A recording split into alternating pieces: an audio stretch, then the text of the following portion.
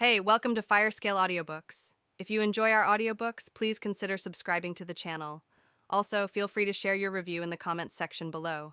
Although the question had been asked, Reyes felt like he was in a situation where he was forced to give only one answer. What would they do if he said no? After telling him all of this, they wouldn't just let him go, and they had a card they could use against him given the situation he was in right now. What tasks will I be given? Reyes asked. I'm sure I won't be very helpful. I'm just a kid. Our group is one that works behind the scenes, Himi answered. Because of Charlotte's powers and my investigation skills, we are on the investigation team and get sent all over the continent. You will first start as a low-ranking field agent. You won't have access to a lot of information, but your duties will be small. Once a month, we will ask you for a report, and you are to report any unusual activities that could be related to our line of work.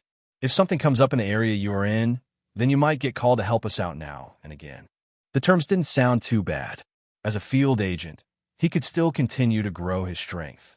The leader of the whole altar group was a 6-star, so eventually, Reyes would outgrow him in power, and when the time was right, he could ask for information on how to return Altarian. I have plans to join the Pagna Academy, Reyes explained. If I was to become an agent, would this conflict with any of those duties? What if I become a high position in the world of Pagna? Himi started to laugh. You are thinking too small, my friend. We already have those who are in high positions, and our organization is already linked up with many clans throughout the continent. The only exception would be the demonic faction. They're a troublesome group who have a tendency to use whatever they find to raise their power, and have tried multiple times to take over the entire continent. It's true what they say, history repeats itself. So if you can, I would stay clear of them. From the sound of things, the demon faction gave most groups trouble. This just made him want to visit such a place more, and he put a mental note down that they were definitely against Altar's influence on this world. If he ever needed a place to avert from their eyes, this was the place to head to. The Pagna Academy is no trouble at all. Becoming a warrior, showing off your strength, and rising to the top. We don't care. Just answer to our call when we need you.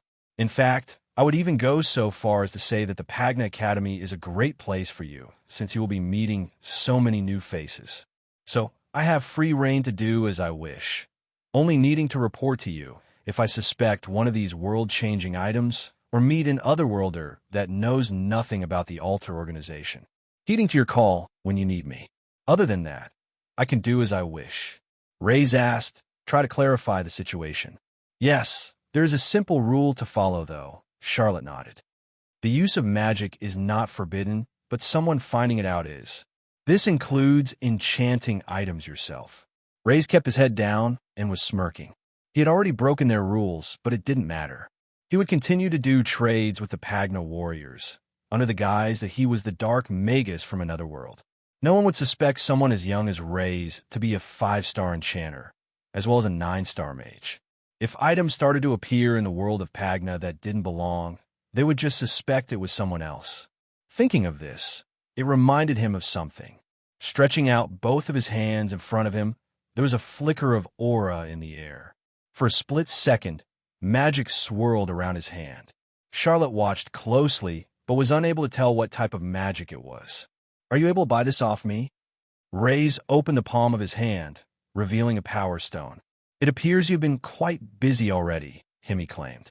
We can purchase these level 1 power stones from you at around 10 silver coins, but those in Altar won't always be in a situation where they can buy these off you.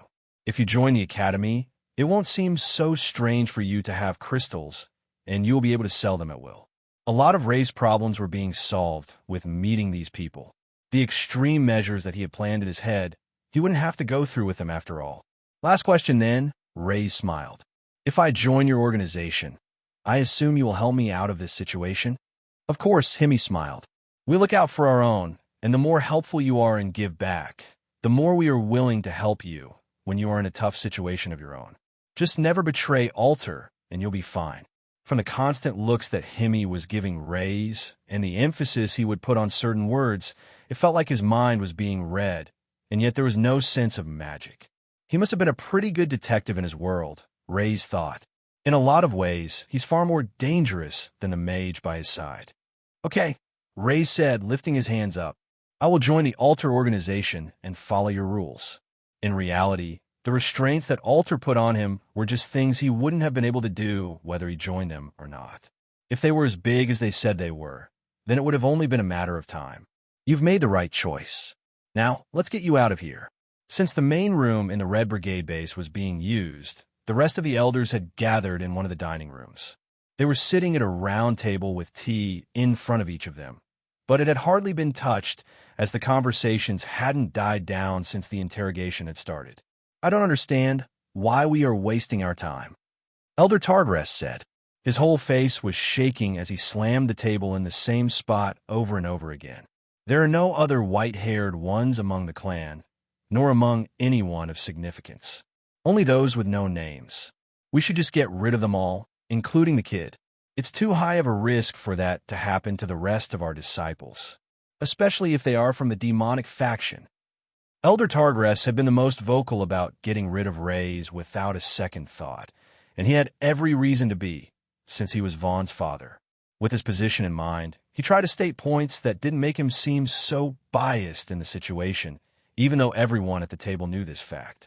With us having greater power than the normal folk in this town, we have a responsibility not to act so brazen, Elder Jan replied. If we go killing people due to one suspect, out of fear for what might happen to us, then we will completely lose the trust of the people, and the situation could turn very sour fast for us. Some of the elders nodded in agreement, while the others just turned their heads, placing both hands on the cup in front of them, sipping their tea while mumbling under their breath. Can I ask, Elder Jan, why are you putting so much trust into these altars? Elder Nippert asked. Are we to just blindly trust the outcome of their result without running our own investigation? These people are strangers to us. Strangers to you, but not to those in the Dark Faction, Jan answered. Many in the Dark Faction, including clans much bigger than us, use them. If they can trust them, why can't we? As if to end their conversation, the door was slid open as a clan member entered the room. He placed both of his hands together, bowing down. The interrogators say they are ready to see you and deliver the result. All 6 of the elders got up from their seats and started to make their way to the main interrogation room. By their side, there were also 6 warriors, one of them including Sonny in the group. As they stepped into the main hall, they could see Rays standing still, cuffed, with 2 standing by his side. We have heard that you have managed to come up with a result, Jan asked. Yes, Hilly replied. You will be glad to know that the young boy here is innocent. He was simply a bystander in his family's death, in fact, a survivor who has been through a lot. As for your disciple, there could be many reasons as to who it was. Another person with white hair, one trying to frame this young man, perhaps. But what has happened to your disciple is impossible for this young person to do. We can confirm with certainty, and I will happily put my balls on the line, that this young man is innocent. Balls, Elder Jan replied, finding the phrasing a bit strange to the point where it made his face blush a little. What is this?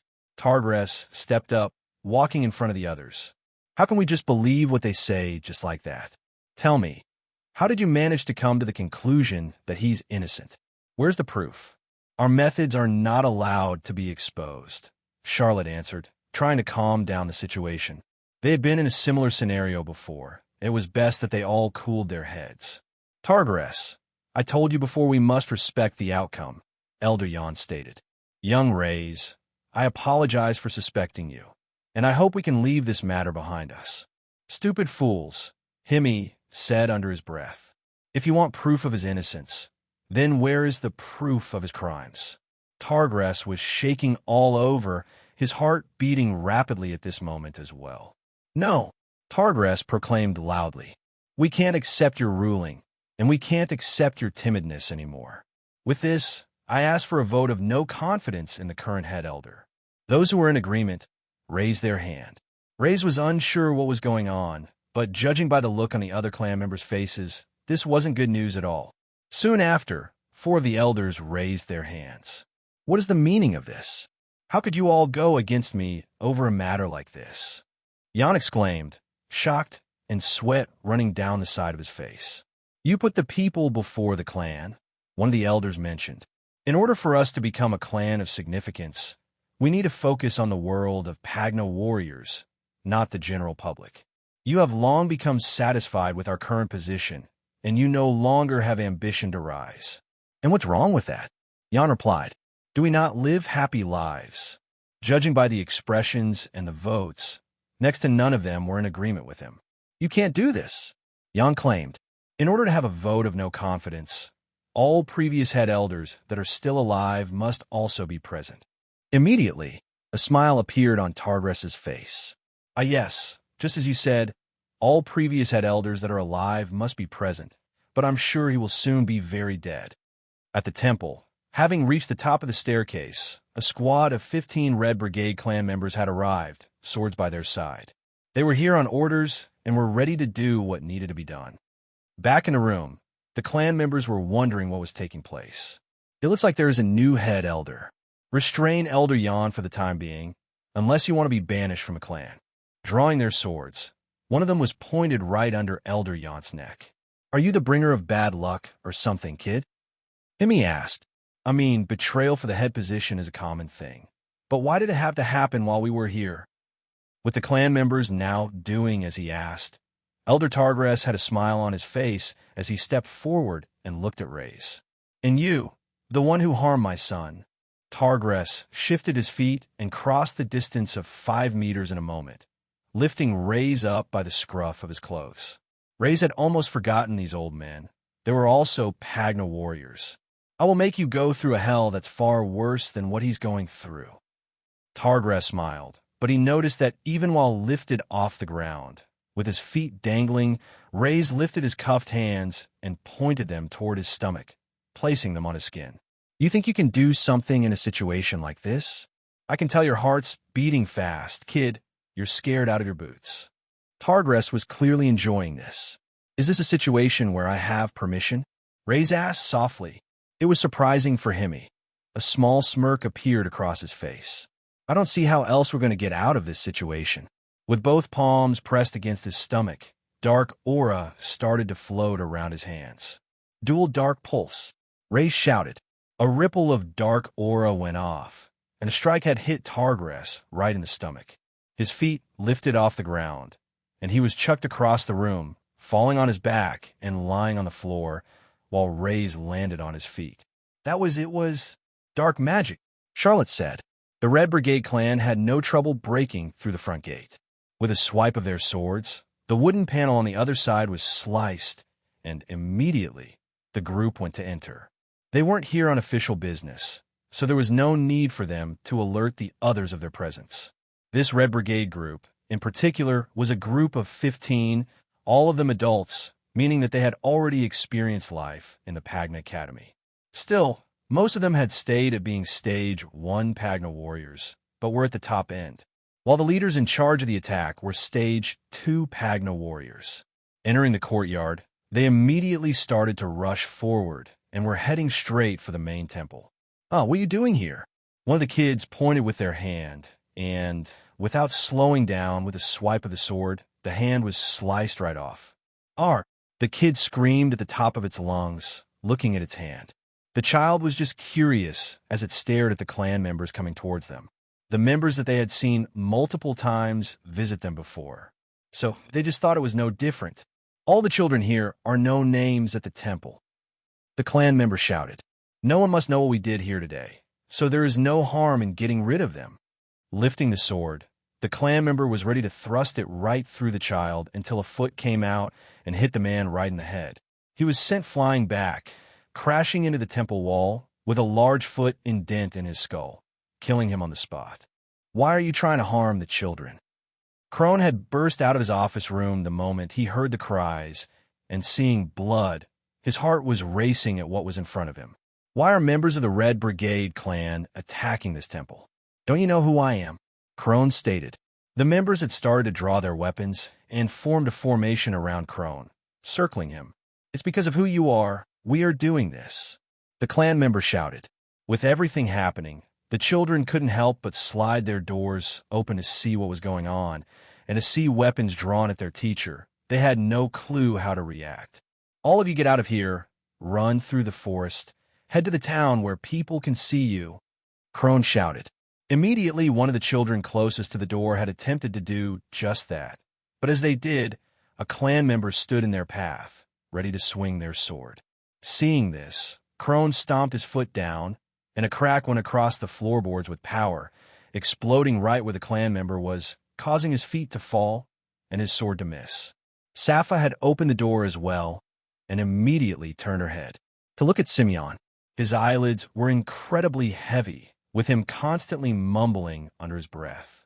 He was in no state to leave this place. Looking outside, she didn't know why this had to happen now, of all times, because there was only one more hour to go. One more hour until the seal was undone, but what were they going to do now?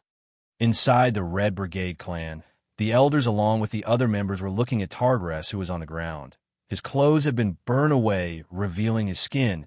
He had been blown away in a single strike. Was that a type of palm strike? One of the elders thought. He must have a large amount of chi to do something like this. Doesn't this confirm it? He really is someone who's been sent from the demonic faction. We must eliminate him.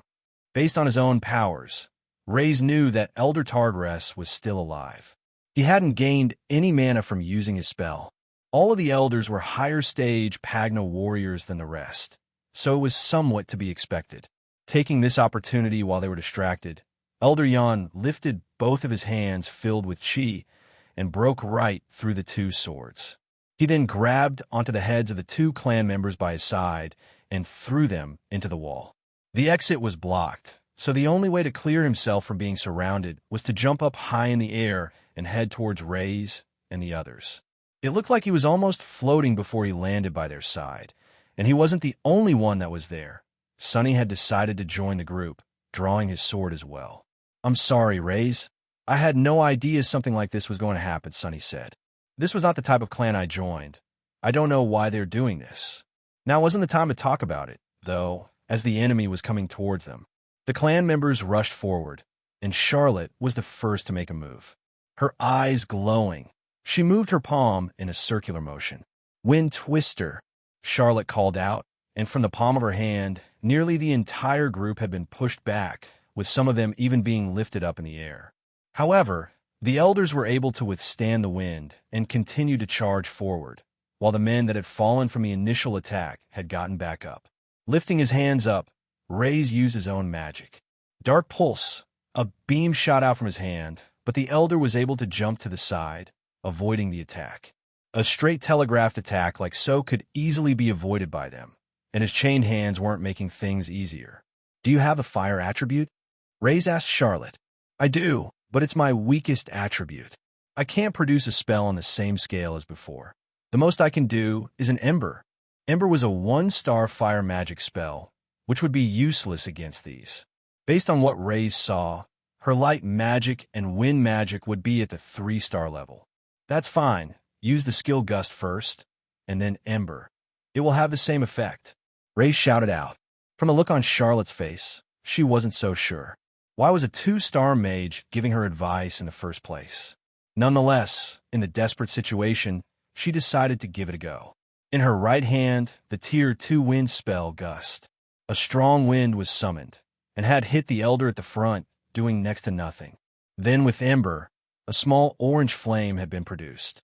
When the two touched, it had produced a strong flame, like that of a flamethrower, that went directly into the face of the elder, burning his body to a crisp until he eventually fell on the floor and collapsed. One of the elders had been killed. It worked, it really worked, Charlotte thought.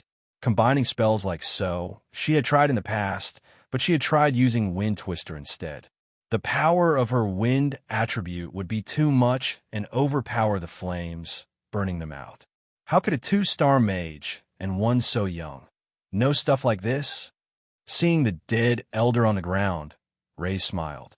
He may not yet have his skills back, but all of the knowledge he had from being a 9-star mage could still help him even now. The sensation that Charlotte could feel on her hands was lingering for a moment. The power of combining 2 spells was something that she had never successfully experienced before. Of course, in her studies, she had tried mixing 1 or 2 attributes, but due to the different strengths in the core, it was an extremely difficult thing to do. On top of that, combining spells at times could be very dangerous for the user. Someone always had to be the guinea pig in a particular situation, but since there were only other mages available, no one wanted to do it. This fact had left the lack of combination spells among mages, and those that were successful in finding out a few here and there were extremely petty. Having gone through the risks, they were unwilling to share their knowledge. After all, knowledge was also power among mages. Although not all were like this, some mages did share what they had learned through the academy. But all of this was why Charlotte was shocked. How did Reyes know that the combination of spells would work? How did he even know about fire spells as well as 2-star wind spells? As a 2-star mage, and at his age, he would still be focusing on his main attribute and learning the spell formations for those. Yet he had directed her like an expert. "Jan," Reyes shouted out, "get these cuffs off me if you want us all to live." What Reyes had done was unprecedented in the world of Pagna. He had shouted at an elder and one of even higher ranking than him, but now was not the situation to worry about that. From underneath his robe, he had pulled out the key. After seeing the strange sorcery that Charlotte had produced, the rest, even the elders, were a bit reluctant to move forward. "Damn you! How dare you do this to the clan?" Elder Targress shouted as he was finally getting up from the floor. He lifted his arm, pointing to Reyes with it shaking. "You are a no-name. You have no value in this world. You don't do anything to help it progress forward. Instead, you're just a leech that uses up the resources of us that need to grow. So how could you even think to do something like this?" The key had been inserted, and with a twist, the heavy locks fell off to the ground. Reyes was rubbing his inner wrists due to the cuffs being too tight and started to walk forward ahead of the others. Even Charlotte, with her skills and the help they were getting, wasn't so confident, yet Reyes was showing no fear as he took steps in front of them all. "You're right. I am nothing, so you have no reason to be afraid of me," Reyes said, lifting his hand up and pointing it toward the elders. "So then tell me, why are you all so scared?" "Dark Pulse," Reyes shouted. Immediately, the elders moved and flinched, jumping from their position, but nothing had come out of Reyes' hands, nothing had hit the ground, and seeing their act, he couldn't help but laugh. "Ha!" Reyes laughed. "And you guys are meant to be these all-respectful elders, yet you were going to kill me. Well, take this respect and shove it up your arse." "Dark Pulse," Reyes said silently under his breath. The words were spoken just to link with the formation and image in one's head, allowing them to produce the skills they needed to use immediately. This time a beam did shoot out, but the elders were still able to avoid it and came right at them. Going head-to-head, though, Jan jumped forward and his fist clashed with one of the elders' legs, sending a shockwave out in the room. Sonny was fighting with 2 of the clan members who were using their swords. They were hasty in their attacks, so he could avoid them, moving back here and there, but he was finding it hard to strike. However, Charlotte saw an opening and twisted her hand. Wind Slice, a line of magic came out, hitting the member right in the stomach, cutting through his robes and touching his skin, lifting him up in the air and sending him crashing into the wall. "We have to get out of here, and quickly," Jan shouted. "The ex-leader that they are after, it's Crone. It means they will have sent others to the temple. He's not as strong as he used to be." Hearing these words, an image of the floor soaked in blood came into Reyes' mind, of him returning, and on the floor, everyone soaked in blood, their limbs having been torn apart, and a voice sounded in his head. "You forced me to do this, Reyes. I didn't want to play my hand, but you had to get involved." At the back of the room, a man in a robe, covered with his eyes shining off the moonlight. Shaking his head, he could see Targress coming right at him. Reyes lifted one of his hands out while shifting his feet back slightly. "Dark Pulse." The attack left the palm of his hand and struck the floor. Targress had leapt to the side, avoiding the attack, and came right at Reyes, but he was unfazed by this, and instead, the dark mage had a smile on his face. His feet moved forward, powered by the chi in his body, the 2-step shift, and then swinging out his hand, it went to meet Targress dead on. Dark magic was swirling around his knuckles. Dark Strike.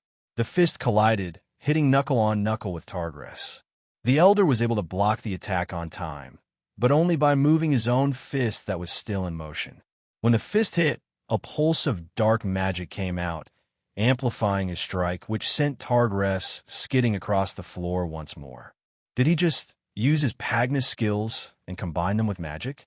The level of magic, it was clearly at the 2-star stage, yet amplifying it with a hit. I don't think I know any mages that have been able to do such a thing since coming to Pagna, Charlotte thought. There was a reason for that as well, that Charlotte was unaware of, but Ray's was not. He had a special body that was different compared to everyone else because his body was one from Pagna. However, despite the boosted strength in the attack, Elder Tardress was a stage 3 Pagna warrior, and he wouldn't go down so easily. You too. Himi had spoken for the first time and started to walk forward, his heavy feet plodding across the floor. Charlotte, Rays, get to the temple and rescue those kids. I would hate to have blood on our hands of those unrelated to all of this.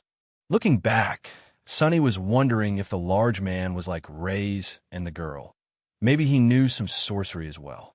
Wait, but if them two go, will we be able to handle this on our own? Sonny asked. The numbers weren't on their side at all. Out of anger, Tardress had gotten up again and started running forward. Himi went and opened up his large brown overcoat. Reaching inside and following it, a loud bang was heard. It was just one noise that filled the entire room and stopped everyone in their steps. Now Tardress was no longer moving, as he had a small hole in his head. His body swayed to the side, collapsing on the ground. In Himi's hand, he held a small object that many had never seen before. A small amount of smoke came out from the tip due to the heat that had been produced. What Himi had was something that was not from this world.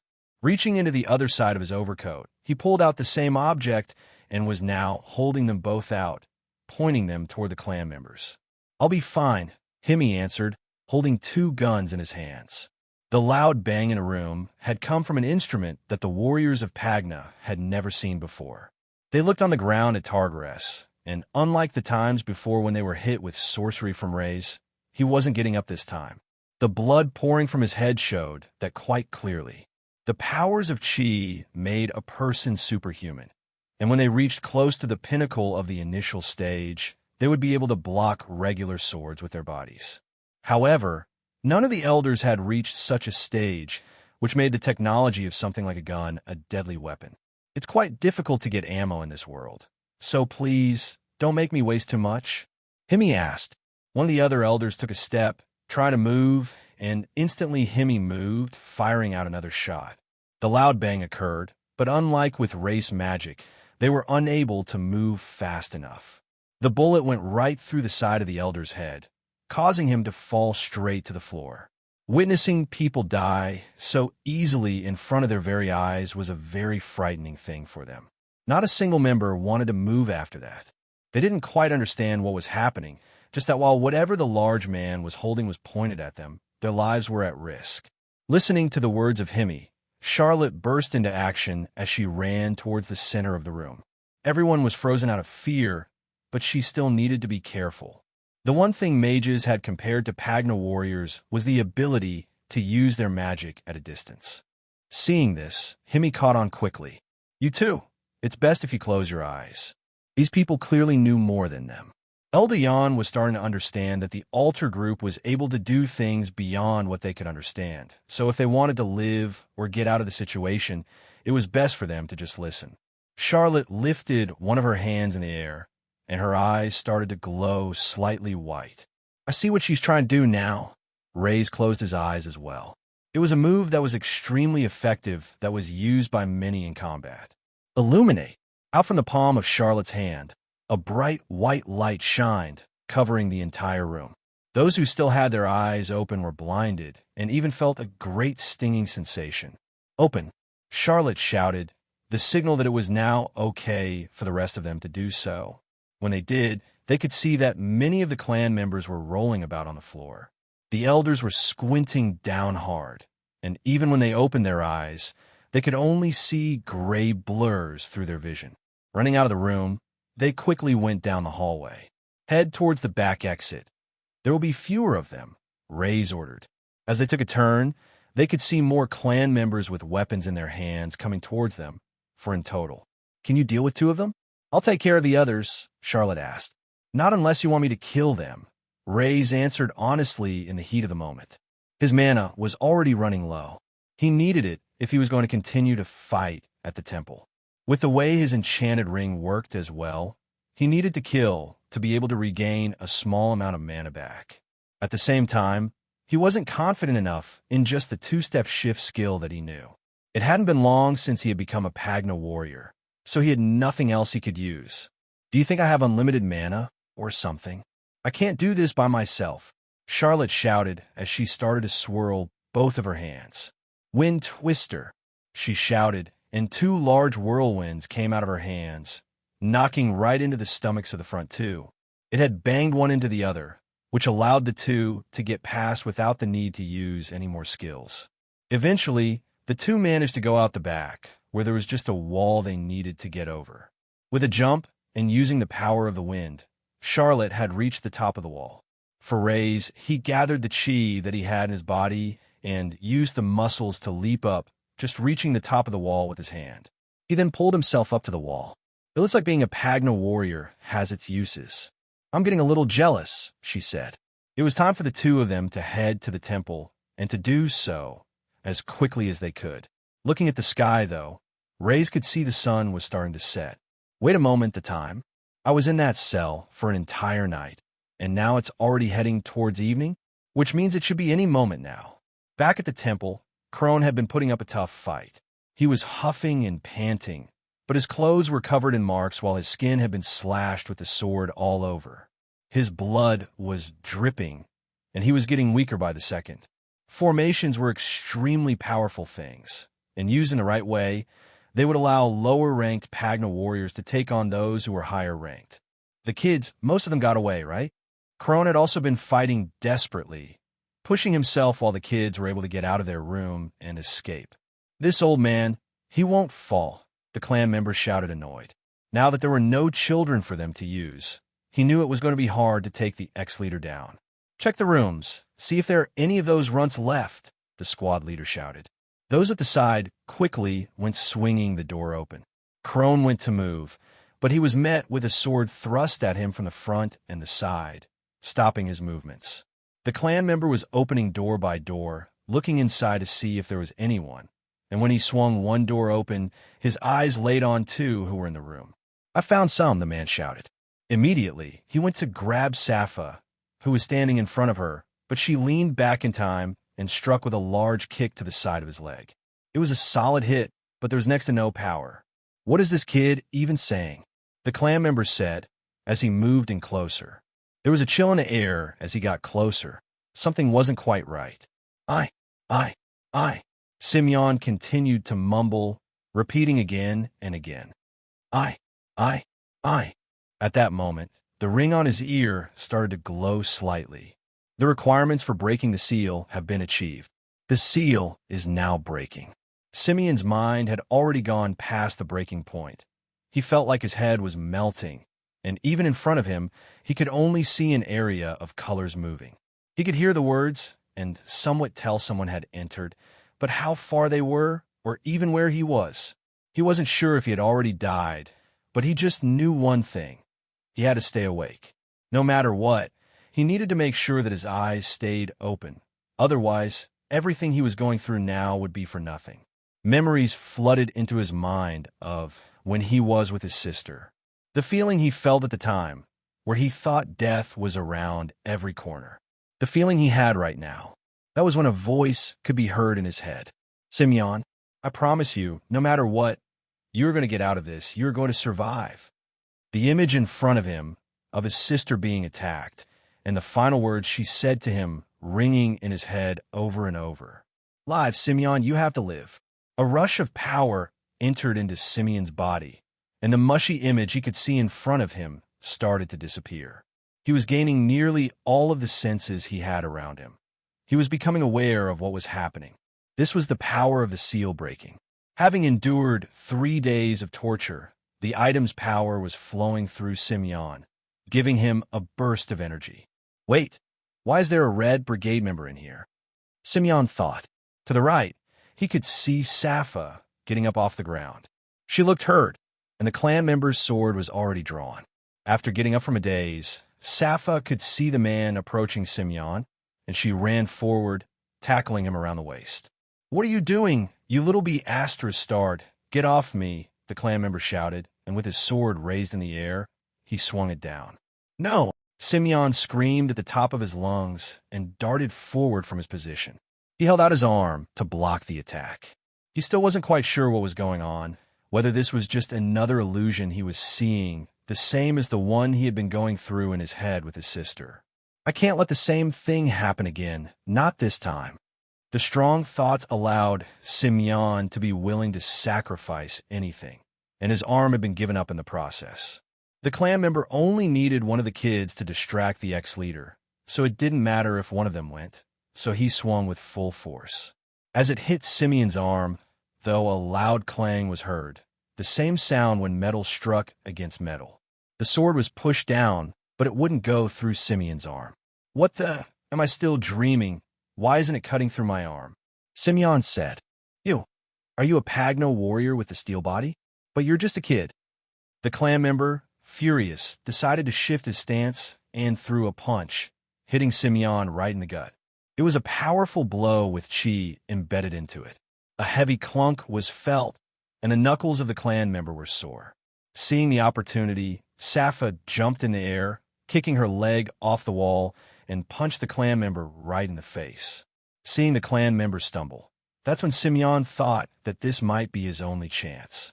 He rushed forward and went to perform what Crone had taught him, the two-step shift with a punch right at the end. His footwork was still a little clumsy, his fist didn't go through the most direct path, but when it hit the man in the side of his ribs, a crack could be heard as the bones were breaking. The man knelt over, allowing for Simeon to raise both hands and bash them on the top of the clan member, sending him to the floor. He wasn't moving, either passed out or dead, but he wasn't sure, and the only sounds in the room that were left were of him and Safa huffing and panting. After a few moments, Simeon looked at both of his hands. The bottom part of it was stained with blood from his hit on the top of the man's skull. How did I do that? And how did I stop the attack from a sword? It should have completely gone through my arm? None of this is making sense. Simeon started to think about what the man said. Was he a Pagno warrior who had cultivated in the steel body arts? But he had never done such a thing, and he hadn't even finished producing a solid core. He wasn't a Pagno warrior, yet he and Safa were able to beat the man. The earring. Simeon raised his hand, stroking the bottom part of it. Ray said, "If I managed to last the whole time, then I would be able to obtain power outside of this world." Mythical rank item. Black steel earring. Status. Unsealed. This earring can only be worn by the user who unsealed the item. Otherwise, the item will be treated as a normal earring. Effects. The user is able to create a common steel body.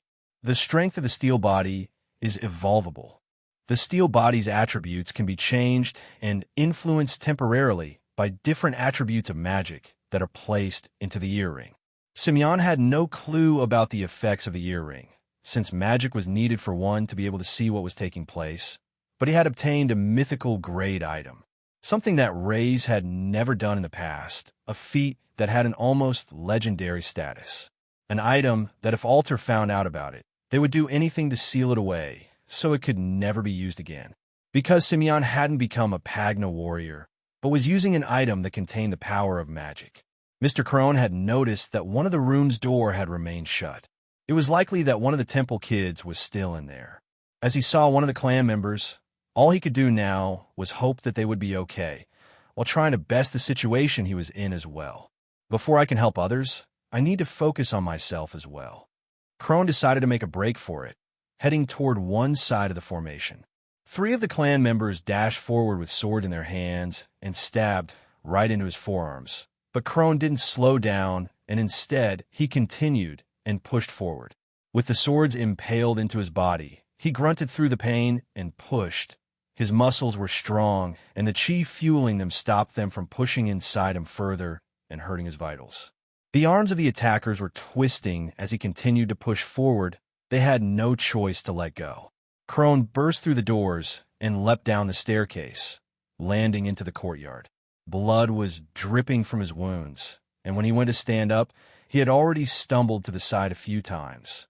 My chi is running out, and my body is breaking. I was never able to break through to the fourth stage. If I had done so, then maybe the situation I am in now would have been better. I knew there was a chance a day like this might come, and yet I put the thought in the back of my mind, giving up on the Pagna lifestyle, but it's true what they say, you can never leave Pagna. Turning around, Crone had braced himself. He could see the clan members running down the stairs confidently. However, he could see that not far behind them, running through the doors, were two kids from the temple. That's Simeon and Safa. The two of them are alive? How'd they make it? There's no clan members behind them. Is it possible? Did they manage to beat them somehow? Seeing this, a smile appeared on Crone's face. He had somewhat given up, and yet here the children were defying the impossible. He was a little ashamed of himself. Setting himself up in a fighting stance again, Crone was ready.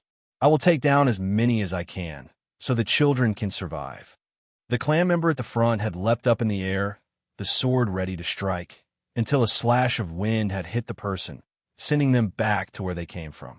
The clan members immediately stopped, and, as they did, Simeon jumped in the air from behind and swung both of his hands, hitting another one on the back of the head. A heavy blow, as if one was struck with a blunt weapon made of metal. Simeon didn't quite know what had happened, but he knew his hits and his body itself were reinforced with great strength. The clan member turned to his side and could see Safa. He went to strike, but Simeon dived in the way wholeheartedly, stopping the hit with his chest. Safa then came in shifting from the side and punched several times, with Simeon delivering a blow. With the two of them, they made quite the good team. Safa was skilled, one of the best at the temple, but she hadn't completely formed her Dantian core, so her hits were weak, even if partially filled with chi. Crone was unsure of what was happening, but he needed to act as well. He avoided a strike from the sword, moving his head, and delivered a heavy punch in the face of his own. While behind him, several more wind strikes came and hit the other clan members. They were hit directly. To them it felt like an invisible force had struck them, and it was a powerful one as well. By his side, Crone could see an orange-haired girl swinging her arms. He could only assume it was her doing. Eventually, only one clan member remained. Crap. Everyone was taken out. I have to go back to the base. The clan member had given up and started to run toward the entrance. As he went toward the open doors, he saw someone walking through. A white-haired boy. That's one of the temple kids. Get out of my way, the clan member shouted, drawing his sword. Reyes lifted his head, looking straight forward, and stopped in his tracks. You were the ones that brought this on yourselves. You were the ones that decided to act, not me. So you deserve this. The dark magic swirled around Reyes' fist. Then, as the man rushed forward, Reyes shifted forward. Dark strike. His fist landed right in the man's face, twisting his head inward. It was a powerful hit full of chi, and then the pulse of dark magic. It broke his teeth, shattering them apart while ripping the skin off, sending him right back to where he was and onto the floor. Darkness attribute, 25/28. Oh, that gave me more than I would get when killing beasts or the other humans from before. Could it be that different stage Pagna warriors also contribute more to the darkness power as well? It was a theory, and only one he could test out in a certain way. Continuing forward, Reyes was looking at the scene, and he could see Simeon standing right next to his sister. His eyes sunken, but with a smile on his face, he seemed to be happy, whatever the outcome was.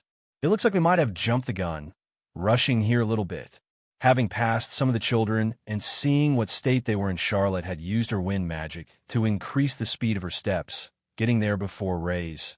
But even she was surprised with how many had been dealt with. This is going to be a real pain to clean up. Charlotte scratched the back of her head and took off her hat for a second.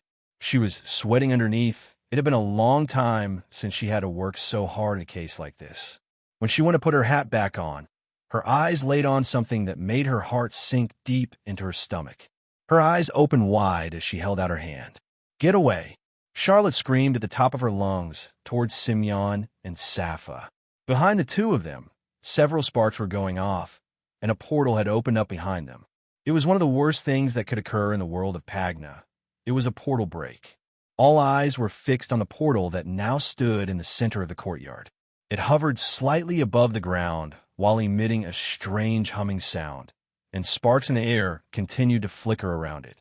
This is exactly the same as the portals I've opened, but why has one of them come here, and now of all times? Reyes began to ponder, recalling the memories of what Himi and Charlotte had told him. The portals seemed to be drawn to strong forms of magic, one of the reasons they refrained from using magic extensively in the world of Pagna. Perhaps it was a combination of Rey's spells and Charlotte's abilities, or another idea crossed his mind. When the earring was unsealed, depending on its level, it released powerful magic as well. With all these factors combined, a portal had opened, and it was what Reyes had learned as a portal break. Not a temporary portal that would disappear, but one that permanently remained open, allowing creatures to pass through. This isn't good. Crone looked nervous, beads of sweat trickling down his face, more than when he had faced the Red Brigade clan members. Currently, the clan is in a severely weakened state. I'm not in the best condition either. If a break were to happen now, there would be no one to protect the people. They'll all die. It was true. Reyes had no idea how many clan members would survive after Himi was through with them. They also had no clue about the level of creatures that could emerge from the portal. Simeon had taken a few steps back, along with Safa, while Charlotte sprang into action. Reyes, help me. I can close the portal, but it's going to take some time to draw the formation. With almost no fear, Charlotte slid on her knees across the floor, stopping just beneath the portal. From her hat, she pulled out a piece of chalk and quickly started working. I need you to make sure that nothing kills me, all right? Just stop whatever is going to come from the other side. Although Reyes was usually reluctant to help in these situations, he didn't have much choice. If a portal break occurred, the creatures might even overpower him. Currently, closing the portal seemed to be the least troublesome option. Approaching the portal cautiously, Reyes made sure to keep a couple of meters of distance. Getting too close risked it pulling him in and causing harm before he could even react. Drawing the magic circle progressed smoothly, but they knew it wouldn't last. Thin black tentacles, several of them, emerged and immediately reached for the nearest target. Seeing this, Reyes reacted instinctively. Dark pulse. A dark pulse shot out from his hand, hitting the tentacles and causing them to retreat momentarily. However, following the tentacles, a deformed black hand pushed through. It was large and covered in a strange black material resembling moss. Dark pulse. Another attack was unleashed, targeting the arm. Some pieces broke off and fell to the floor, making it flinch back. But the arm remained intact, and visibly a head began to emerge, revealing what was trying to break through. "Damn it," Simeon exclaimed, his mouth nearly touching the floor. "Is that Gren? But why does he look like that?" The creature attempting to break through the other side of the portal bore a striking resemblance to Gren. Size, facial structure, and overall shape. Except for half of his face, which was covered in the same black, coral-like moss. It extended diagonally downward, covering half of his face. On the moss-covered side, his eye glowed red. "Gren, he's turned into a hybrid," Crone muttered, biting his lower lip. Hybrids were humans who had been transformed by the creatures residing on the other side of the portals.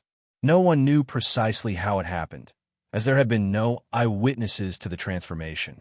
What was known was that it always occurred in the dimensions outside of Pagna. These individuals lost their sanity, behaving like beasts, yet they possessed great power due to retaining their original Pagna bodies while gaining the abilities of the creatures within them. Hybrids were exceedingly dangerous. "I thought I might never see you again, that I had missed my chance back then, but it looks like you managed to return, and now I can finish the job." Dark pulse, dark pulse. 2 successive dark pulses were unleashed. The hybrid Gren moved its arm to block the attacks from reaching its head. The shots were powerful, pushing it back partially into the portal several times. Almost its entire body had been thrust back when a second attack struck. "What's taking so long?" Reyes asked. If he had drawn the magic circle himself, it would have been completed by now. Besides, 2 more attacks were his limit. Judging by how the hybrid grin had reacted, 2 dark pulses wouldn't suffice. They needed to close the portal. I need more mana, Charlotte shouted. I don't have enough mana to close this portal. Stretching out his hand, dark magic flickered and a bottle appeared. He immediately threw it to her, while simultaneously launching another dark pulse at the hybrid, keeping it at bay. Drink it, and close the damn portal, Reyes commanded. Judging by the color of the liquid, she could only assume it was one thing. Twisting the lid open, she gulped it down.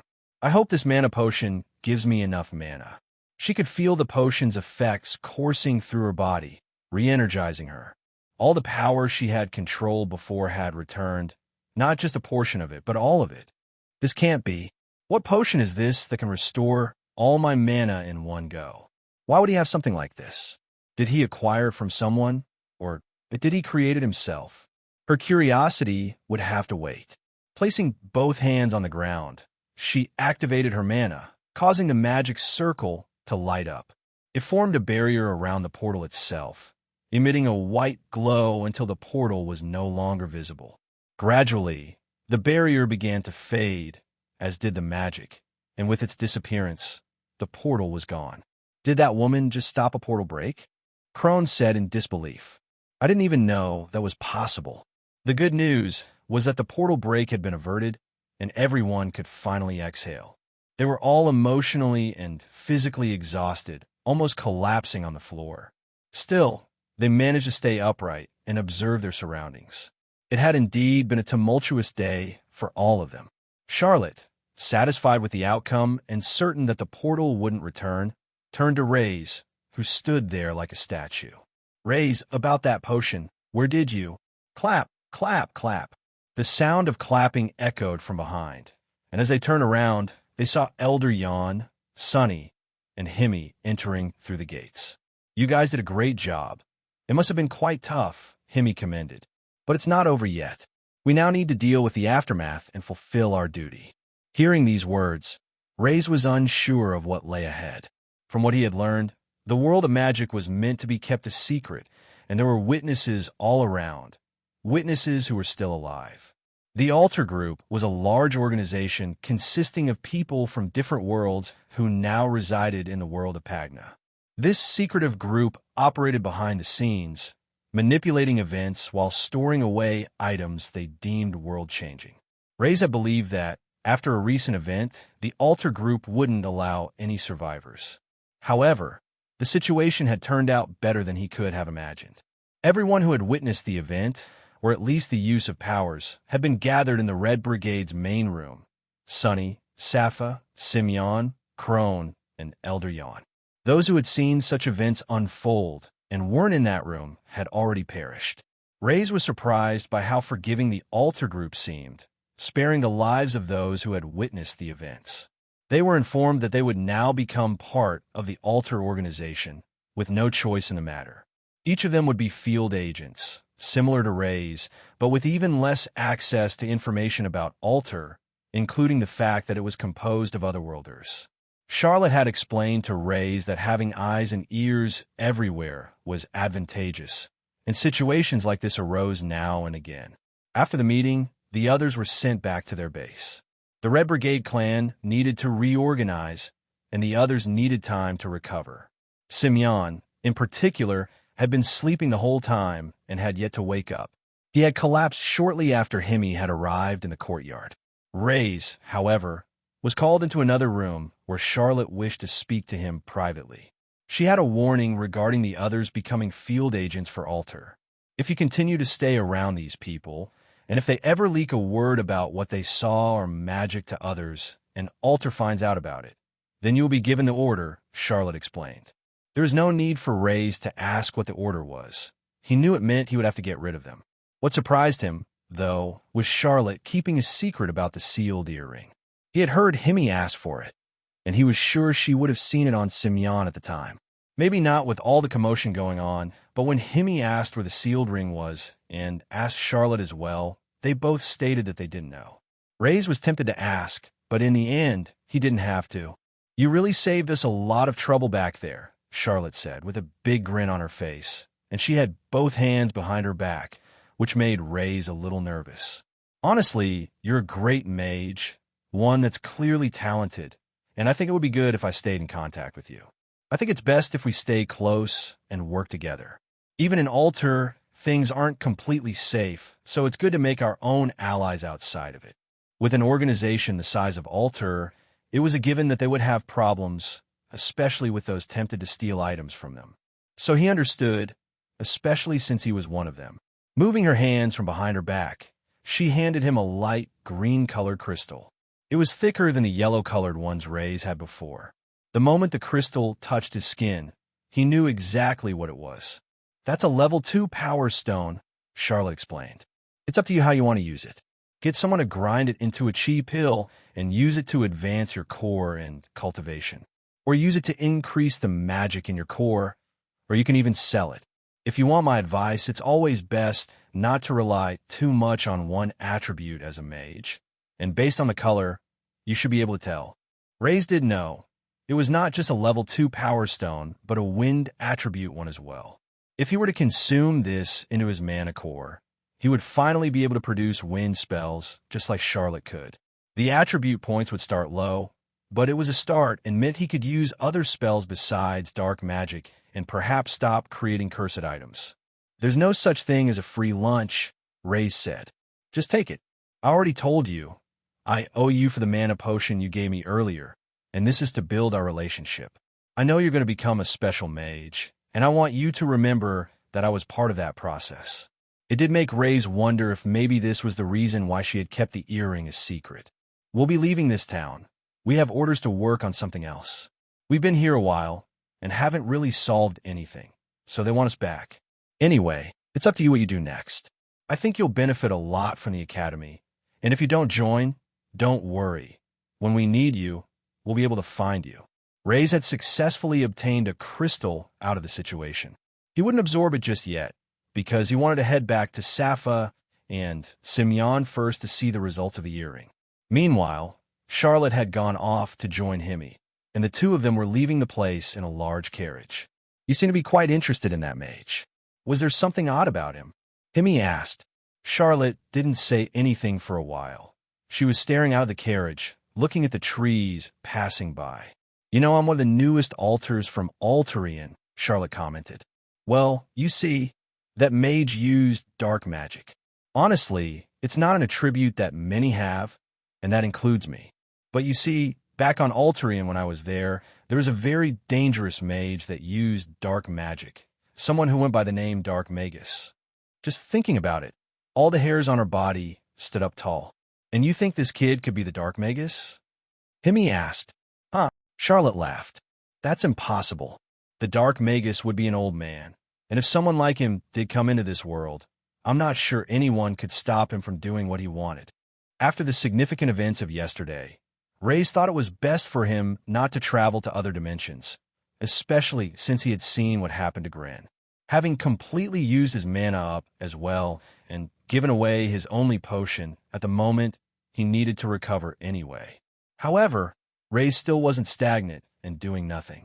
He had earned some coin from selling the crystals to Himi before they had left, and now having connections with the Red Brigade clan, he knew if he was to sell them to Elder Yon, he could still get coin for it as well. Since they knew he had connections to the Alter group, he could now do things he couldn't do before without the others asking questions. Before there was next to nothing that Raze could do, and now he felt relatively free in his options, but there were a few things he needed to do beforehand. At the moment, Raze, Safa, and Simeon were in the kitchen of the Temple of All Things. They were still currently standing there, and they wanted to have a conversation away from the ears of all the others. This is quite a great place, huh? Simeon said. To think, this is the place where I started my sweet friendship with the two of you. Raze decided not to comment, and instead held out his hand. Taking the earring off, Simeon rubbed the edge of it, and it snapped open. He then passed it over to Raze to have a look at. Before, when the earring was sealed, it was impossible to take it off this way no matter what he did. One could only forcefully take it off like Vaughn, but now that the item was unsealed, it could be taken on and off. But as they would soon find out, Simeon was the only one that could use its effects. "Give me information on this item," Reyes whispered, with lingering black magic coming out of his mouth. It was quite the sight for Simeon and Safa to see. It hadn't been long since they had seen him perform things that were out of this world. They still hadn't been given an explanation for how it all worked, but after listening to the ones from Altar, it was something maybe they shouldn't ask about. It was up to Reyes if he wanted to tell them more, and he was hoping through this that he would learn more. The text of information appeared right in front of Reyes, and after seeing all of the effects, including the grade of the item, the fact it was a mythical item, he couldn't stop smiling.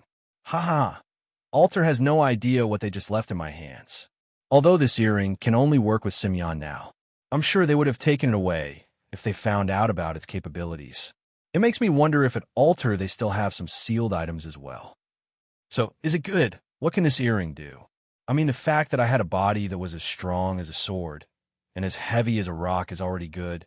But is there anything else?" Simeon asked. "Your earring, it is certainly special, and you would do well to never let anyone know about its powers or how you obtain them. Otherwise, there will be those after it," Reyes explained. "As for the owner of the earring itself, it states that it can give you a steel body.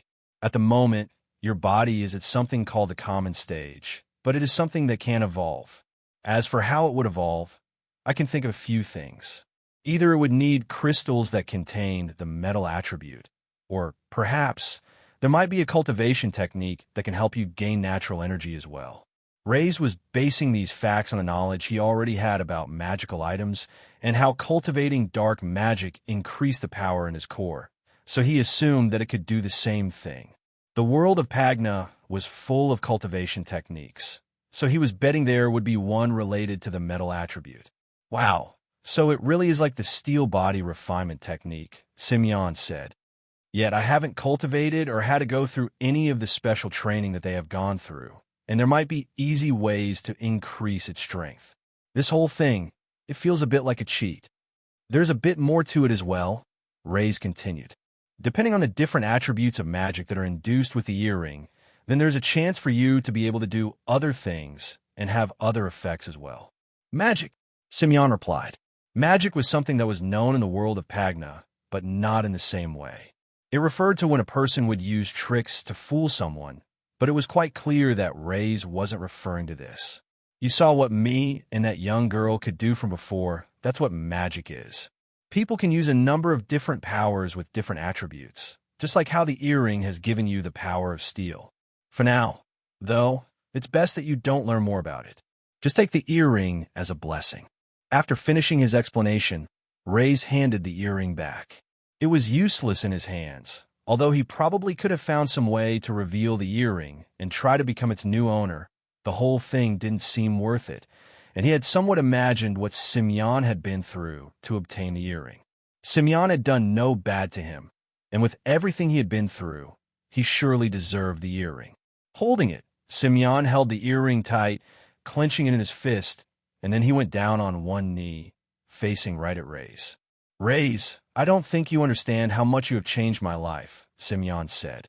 "I never thought that I would have the strength to become a Pagna warrior, never even thought of besting them, and now all of this has happened.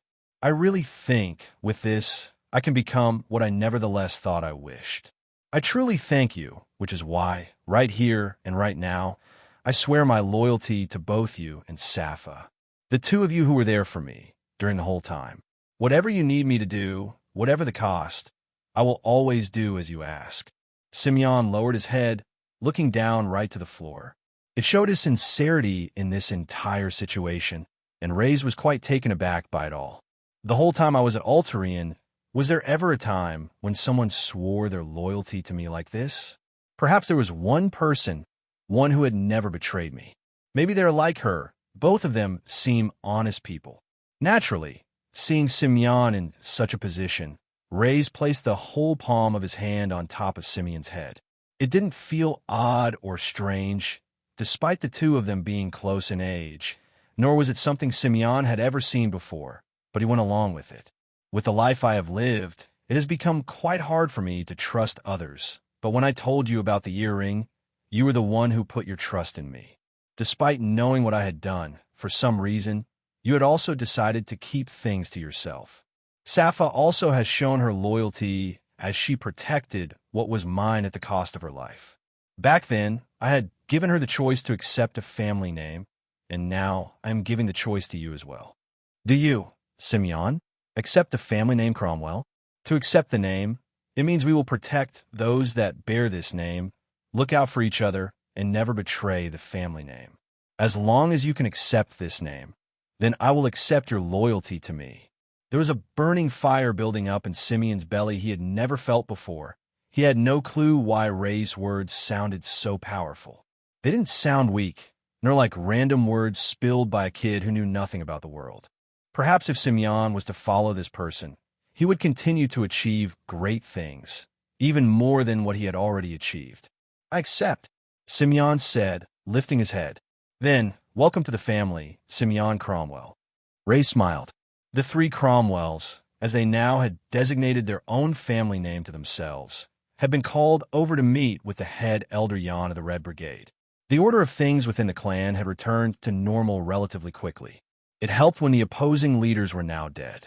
Really, there was only Jan left to run the place, and a few of the higher-ranked clan members now needed to step up to the plate. For Ray's, though, this was just one of the new connections that he had made. The meeting was short, and the reason for the meeting itself was because he had a gift for them all. In a way, I could say that the three of you are the saviors of the Red Brigade clan, so it's only right that I give you all gifts, Jan declared. He had heard what Sappha and Simeon had done, defeating a few of the Pagna clan members. Although they hadn't done much in the grand scheme of things, Jan still wanted to reward them for what they had been through, and he couldn't select all of the kids at the temple. Sonny had walked over to the three of them and presented a small red box. Ray's had seen this before, and he had an idea of what was inside. Please open them. These are my gifts to you. When Simeon opened up the box, his eyes lit up as if he was looking at gold. There was a small little orb-shaped yellow-colored pill on the inside. It was a chi pill. These pills are usually only given to our most talented pupils. We aren't like other clans that are able to give all our students chi refining pills. However, we do have some resources, and I would say each one of you is deserving of this. Ray's had obtained one of these before from Crone, but at the time he hadn't used it himself. His warrior skills and chi had come in handy, but it wasn't at the stage where he could effectively use it solely. If it wasn't for his use of magic, then his opponents would have been extremely difficult to deal with. According to Alter, with the use of magic practically forbidden in Pagna, unless he wanted another portal break to happen, he would have to start increasing his chi, returning back to the temple with the gifts in hand. Each of them wasted no time absorbing the pill. Sappha and Simeon had gone for guidance, while Ray's had decided to absorb it in the room on his own. He had already experienced absorbing crystals and thought that this would be somewhat the same, only that he had to focus on the energy going into his dantian instead. It didn't take long, and after the pill was absorbed, his muscles and cells felt alive, vibrating with energy. It wasn't enough to make me a second-stage warrior, but I can feel that my general chi and entire body have increased. While the others are still busy, I might as well get on with absorbing this as well. In Ray's hand was the level 2 power stone that contained the wind attribute. Finally, he was able to use magic other than dark, and he was quite proficient in the wind attribute as well. Closing his eyes, he got to work, and just like with the other crystals, the energy was being absorbed into his magic core that was surrounding his heart. He could feel the energy gathering inside, and the flicker of his core changing slightly. It's been absorbed, and I can tell I can now use wind magic as well, but unlike with the dark attribute, I have no way to actually measure my level of increase. It would be good if I could just use some type of measuring ring. Not one that needs to give me anything, but just one that would show me the same information as the current ring I have. If Ray's was to take a guess, he would guess that his wind attribute was currently sitting around 5 points. The magic produced using this would be weak, even if it was a tier 2 spell. A knock was heard on the door, and sliding on in was Simeon. There was a giant grin on his face as he entered. His skin seemed to be glowing brighter than usual, but there was a strange smell coming off from his body. Lastly, a small amount of blood on the front of his clothes. Simeon flexed his bicep muscle toward Ray's. I absorbed that chi refining pill, and you won't believe it, but I finally established my chi dantian, which means I'm a level 1 Pagno warrior. Simeon said as he kept on looking at his body. Ah, and it's not just me as well, your sister, man. She managed to reach the first stage as well.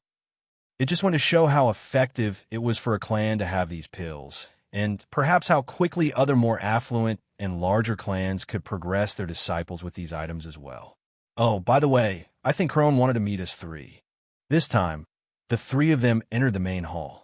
Crone was sitting down with his legs crossed, and there were 3 cushions laid out for them to use.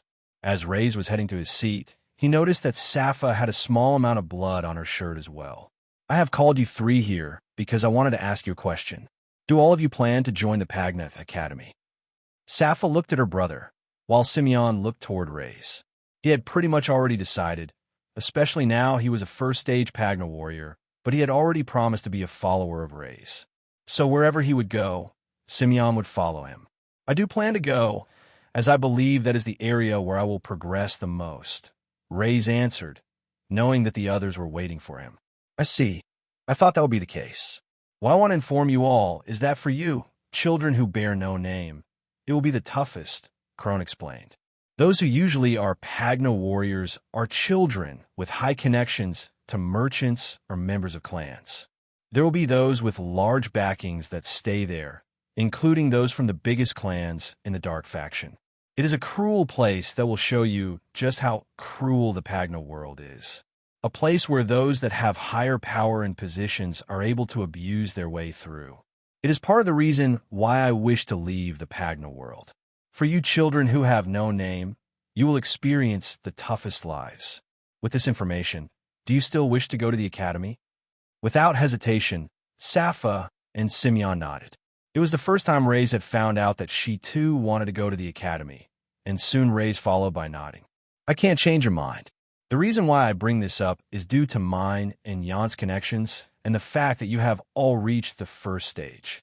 We have been able to make a special exception, and you're all able to join the next assessment that is to take place in the next 2 days, regardless of your age. Ray's, I know you are incredibly strong and have powers I do not understand. It will be up to you to protect these 2, but as you go, I have one final warning. Don't try to make too many enemies. The next stage was set for the 3 as they were to join the assessment stage of joining the Pagna Academy. The sky was covered in a red hue, and the air was heavy, leaving a slight tingling sensation on one's skin. For those who weren't Pagna warriors, it would feel more like a sunburn, leaving one incredibly itchy. The place also had a lack of oxygen, giving the same effect as a person when they were in high place. Because of these things, it wasn't usually a place where one would venture. It was a place that only Pagna warriors went to, and not even the usual Pagna warriors. This was another dimension. It was not the world of Pagna, and it was filled with deadly beasts. Standing in the center was a man cloaked in fish-scaled, dark blue-colored armor, holding on to 2 swords that curved upward. On the edge of the sword, it was jagged and white, while the main part of the blade was a dark blue, giving it the appearance of a giant shark tooth. Dashing towards his side was a beast that was as large as a car. It had dark red eyes and spikes running down its spine. It shook the ground as its feet hit the floor. Gunther held onto the 2 swords in his hand, and when the beast was right by his side, he swung both of the swords. Droplets of water appeared from the swing that was made, and in turn, the large beast had been killed. You guys are not the ones I want. Spinning around, Gunther swung his sword again, slashing another beast, and it fell to the floor, joining the rest of the field of dead beasts that were on the ground. Why won't you come out? Gunther yelled, huffing and panting. Gunther was a member of the Flowing Force clan, one of the big 5 clans of the Dark Faction, and he himself wasn't a nobody either. He was next in line to become the headmaster, ahead of his 3 brothers. He was a Pagna warrior that had gone past the initial stage and was now at the middle stage, a 7th-ranked Pagna warrior and one of the most skilled in the Dark Faction. However, it had been over several years since he had reached the 7th stage, and he had yet to progress. He was in one of the highest-ranked portals that his clan owned, and he would continue to hunt any moment he had, But the level of crystals he gained, it was useless to his development and were no longer helping him. I don't understand. All of the other portals, if I was to kill beasts this much, then usually a much larger one would appear. The dimension boss, but it hasn't appeared once? Does it just not think I'm strong enough? Or is there really not one in this dimension? There were a lot of rules and regulations that were set up by the clans when hunting in other dimensions. The clans, for one, would give them ranks based on their danger. Initial, middle, and deity. The rankings were the same as the different stages of the Pagna warrior as well, and it was in concordance as to why. It was set up that way because it was believed that those portals were suited for those ranks. This was why deviation from those delineations was incredibly risky, because there were large gaps in strength between Pagna warriors, ranks, and stages.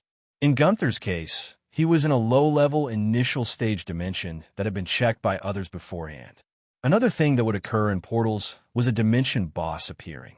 They named it so because there was one way to close a portal, and it seemed it was to defeat this dimension boss. However, most clans would try and avoid defeating the dimension boss as they wished to continue gathering crystals from those lower. Only if the clan had an abundance of portals or felt there was more to gain from killing the dungeon boss would they allow it. In Gunther's case, he believed the crystals from the dungeon boss could be turned into a chi refining pill that would allow him to grow to the next stage. But for some reason, no matter what Gunther would do, the boss just wouldn't arrive. If I can't get to the dimension boss, then I guess I'm just going to have to try and get permission from one of the other clans to use a higher dimension portal. But I would have to give him something in return. If I could get better equipment, or get some chi pills that could help me advance. The alchemists haven't come up with any new creations other than some buff pills that gain temporary strength. If only they could have some breakthroughs. With nothing else left to do, it was time for him to leave the area. In his hand, Gunther held a light blue stone. It looked similar to that of the Power Stones, but this was a return stone. It was something that if crushed would return one to the place of their origin. It would be an item that was rare for some, but for someone of his status and position, they were easy to come by. Rather than heading and finding the portal exit, the stone was crushed, and his body was starting to light up. The next moment, he had disappeared. We greet the young master. A group of men, covered in dark blue cloth, bowed down. They were in a wooden floor dojo room, and the portal was behind Gunther. "Sir, we have some important information to give you," one of the men standing at the front stated. "Firstly, the Academy Master has contacted you, asking for your attendance at the next assessment." "Oh," Gunther raised an eyebrow. "This can be the opportunity one was looking for. As for the second matter, there have been a bounty placed out for anyone with information on a particular individual. It was sent by the Crimson Crane. The Crimson Crane, who annoyed them that they would put a bounty out for them." Gunther asked. "It's a person named the Dark Magus. In the world of Pagna, a successful business could be determined by the grandeur of a building and its size. The larger it was, the more customers it could cater to. A building in a place that could be filled with people would require a lot of land, but more importantly, high-value locations were targeted, meaning a lot of money needed to be spent on protection from other clans. In one city, there was a 5-tiered restaurant. It was grand in size and luxurious on the inside, resembling a giant pagoda. It was filled with customers even on weekdays, which was a challenging feat. On the 3rd floor, a private room had been rented out. Alba took a large swig from a jug, slammed it back on the table, and wiped her mouth. Her captivating, slightly red-pigmented eyes shone brightly even as she drank. Being one of the most popular Pagna warriors, along with her buxom figure, made her attract a legion of die-hard fans. Many had tried to join the Crimson Crane with the sole intention of meeting her, but the Crimson Crane remained a small, formidable unit focused on strength, rather than a large clan with many followers. "If your fans saw you like this, I'm sure many of them would die of heartbreak," Dame commented, swiping his hand through his hair to ensure it looked neat. The two individuals seemed not to care much about each other and were absorbed in their own activities. "Do you think I care about that?" Alba replied. "The only thing I care about is you telling me where this Dark Magus is. I've been trying to locate him everywhere, but it's been impossible." Internally, Dame smirked. He knew that Alba would never be able to meet the Dark Magus because he wasn't from the world of Pagna. For now, she served as a profitable extra income source. So, how many bottles do you need from him? Dame asked. I'm soon to meet him again, but I can't guarantee he will be able to deliver either. Already told you. Alba lifted the drink, downing it again. It wasn't the lightest beverage the restaurant had to offer, and she had already gone through 3 bottles during their initial conversation. I don't just want the strange things this guy makes. I want him to join our clan. If he were to join the Crimson Crane, then we would become an unstoppable force. Even the Empire would be afraid of us. Someone as skilled as him would surely be willing to join if I could make him the offer. Did you pass on that I wanted him to join? Dame contemplated his options. Should he keep the Dark Magus's talents for himself? The potions created by the Dark Magus were impressive, but there were other alchemists in the world capable of creating more potent and versatile chi pills. The type of potions created would only benefit a subset of Pagno warriors. Even with 100 of these potions, an initial tier warrior would not be able to contend with a warrior 1 stage above. How could I have done that when we haven't even met yet? Anyway, I'll put you down for 10 more potions just in case. This man is a secretive person, Dame lied. He wondered whether it was possible for the Dark Magus to return to his world. Perhaps he could learn the methods firsthand. You are truly useless, Alba said. That's why I decided to take matters into my own hands. Dame's heart started to beat louder upon hearing this. What do you mean? What did you do? This was one of the reasons why Dame disliked contacting Alba so much. Although they had gone through various adventures together at the Pagna Academy, he remembered the trouble they had faced because of her unruly behavior. In the first place, she couldn't be controlled, which was why she had formed her own clan outside of the main factions. Shaking the bottle in her hands to gauge how much liquid remained, Alba took one last swig and grabbed another. I decided to put a public bounty on him, Alba announced. Anyone who knows anything or can provide information about the Dark Magus will receive a level 5 Power Stone. Dame's eyes widened at the generous reward. It was clear that Alba valued this person immensely. A crystal of this level, those that were struggling to advance to the next stage would kill for an item like so. It wouldn't just be the individuals themselves, but many of the clans would be willing to kill just to get their hands on something like that. However, the most worrying part was Alba's extensive network of connections. Alba had done numerous favors for almost every faction and had influential contacts. People in high places that would do well to get her favor. If an announcement went out, it wouldn't take long for everyone to know about the Dark Magus. With the high reward, it would also pique their interest even if they weren't friends of Alba, but just because it was something that she wanted. Come on, we didn't have to do that. Don't you trust me? Dame asked. Alba responded, Why do you think I'm doing this in the first place? It's because I don't trust you. Right now, all members of the Crimson Crane have spread out across each faction looking for him, but they have found nothing. So, it makes me wonder how someone like you is able to encounter this person when none of my people have. Which is why, even if you do bring me information on the Dark Magus, you won't receive a reward. Clearly, you're hiding something. Finishing her last drink, Alba stood up and adjusted her clothing, especially her top where her ample breasts had almost burst out. Anyway, I'm sure someone will find the Dark Magus very soon, she stated. Until then, tell the Dark Magus that I'm willing to buy anything he produces at whatever cost. A couple of days had passed since Crone had mentioned the others joining the next assessment for Pagna Academy. They had one every year, meant for those who had turned 16. However, technically, anyone who was already a Stage 1 Pagna warrior could apply, especially those with a recommendation, and that recommendation had come from Elder Jan and Crone. Either one of them seemed to have a connection to the academy, but judging by their words, it was also clear that the help would only go so far. They were on their own from there.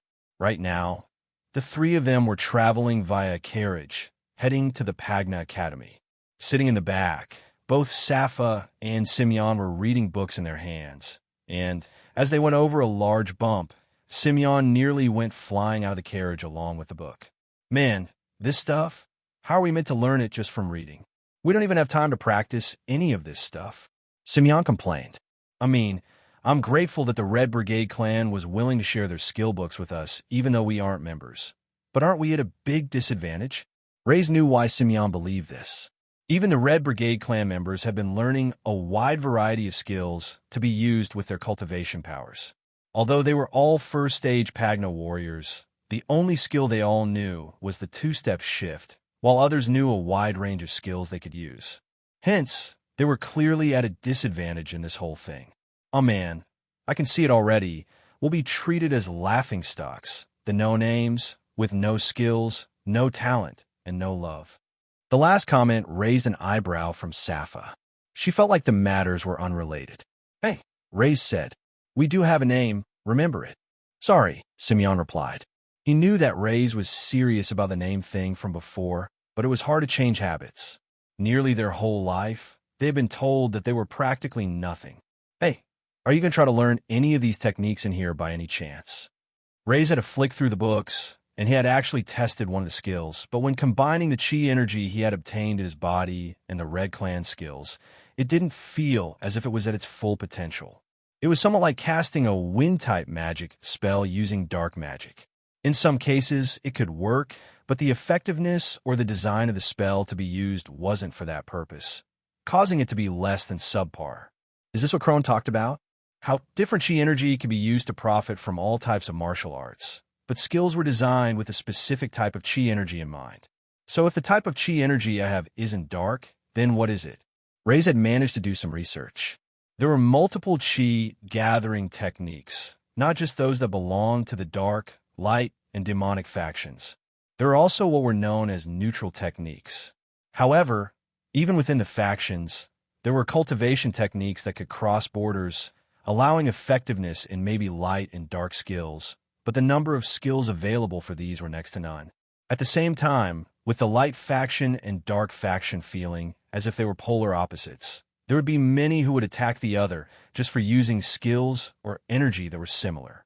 Light fighting dark, what type of childish thing is this? Reyes said out loud without thinking about it. I don't want to waste my time on techniques that aren't the best for me. I would suggest for both of you to do the same as well. Simeon, you have a strong body, so try to find skills that would bring out this more.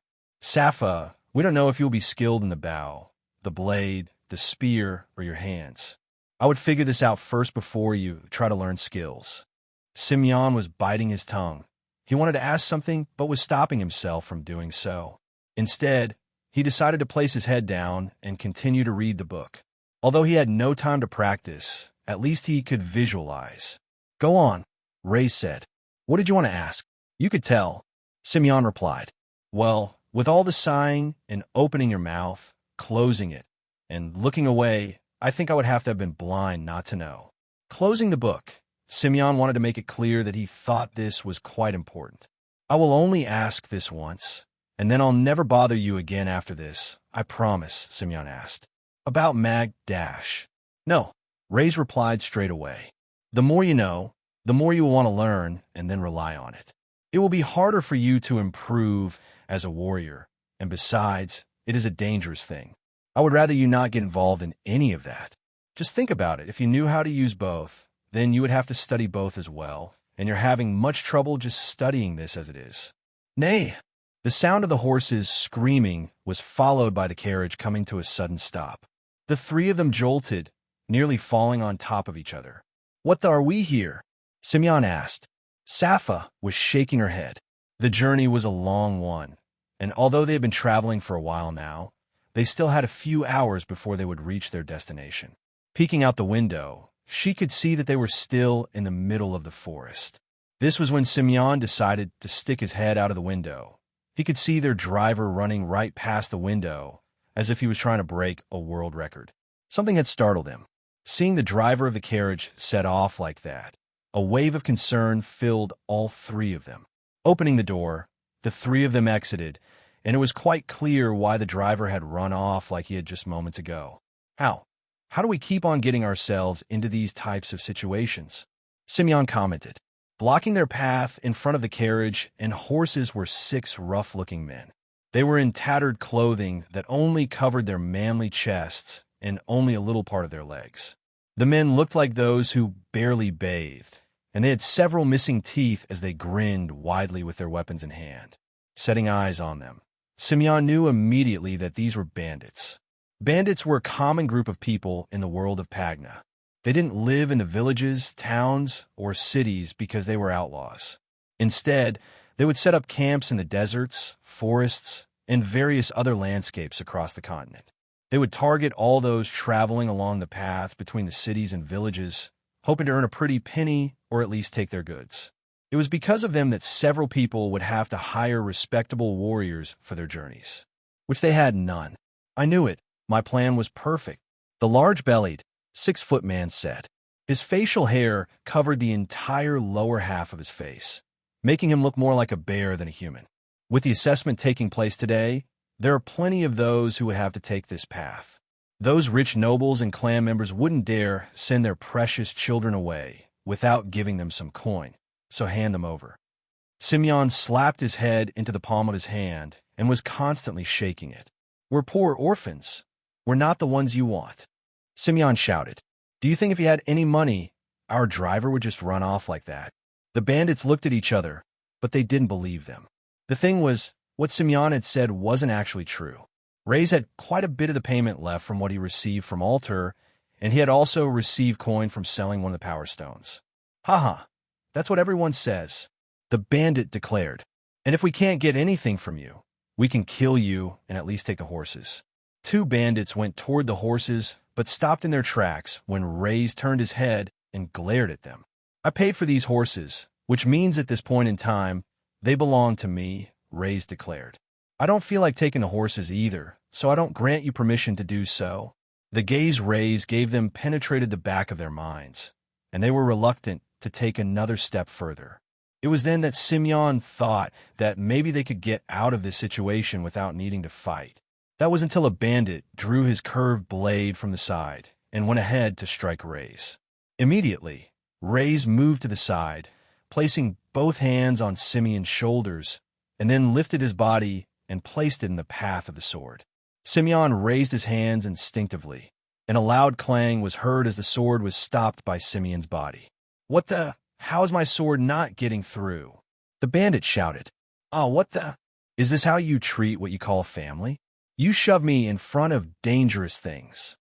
Simeon shouted. Tears were almost running down his cheeks. He was already frightened by the situation as it was, and then he was thrown right in front of a sword. No matter how strong his body was, he couldn't get used to it and didn't quite like the feeling of being a human shield either. Not wasting the opportunity, Safa struck with a punch, hitting the side of the bandit's ribs, and a loud crack was heard as he was thrown off to the side. She's good. She knows when to take advantage of the situation and is quick to act in response as well. Safa was already one of the very best at the temple, and she hadn't even been there a long time. And now that she was like this, her speed and power were at another level, a level that these bandits couldn't handle. You should think about the situation with a clear mind, Reyes said. If these guys were any decent, then they would have joined a clan themselves in the first place. Bandits are just those who failed to make it anywhere in life. Besides, you said that you wanted to train, right? Well, here's your chance. There was a slight shock factor with the bandits, seeing one of their allies going down. The truth was this was the first group the bandits had come across which they believed was an easy target. The bandit leader was worried that his plan was going to fail, seeing those that came through here were littered with guards, and then he saw an opportunity right in front of him. With 6 of them, he was sure he could take on warriors who had yet to experience the real world. Get them all at once. If you go one at a time, it will give them a chance to act. The leader shouted. One of the bandits swung the sword to the side.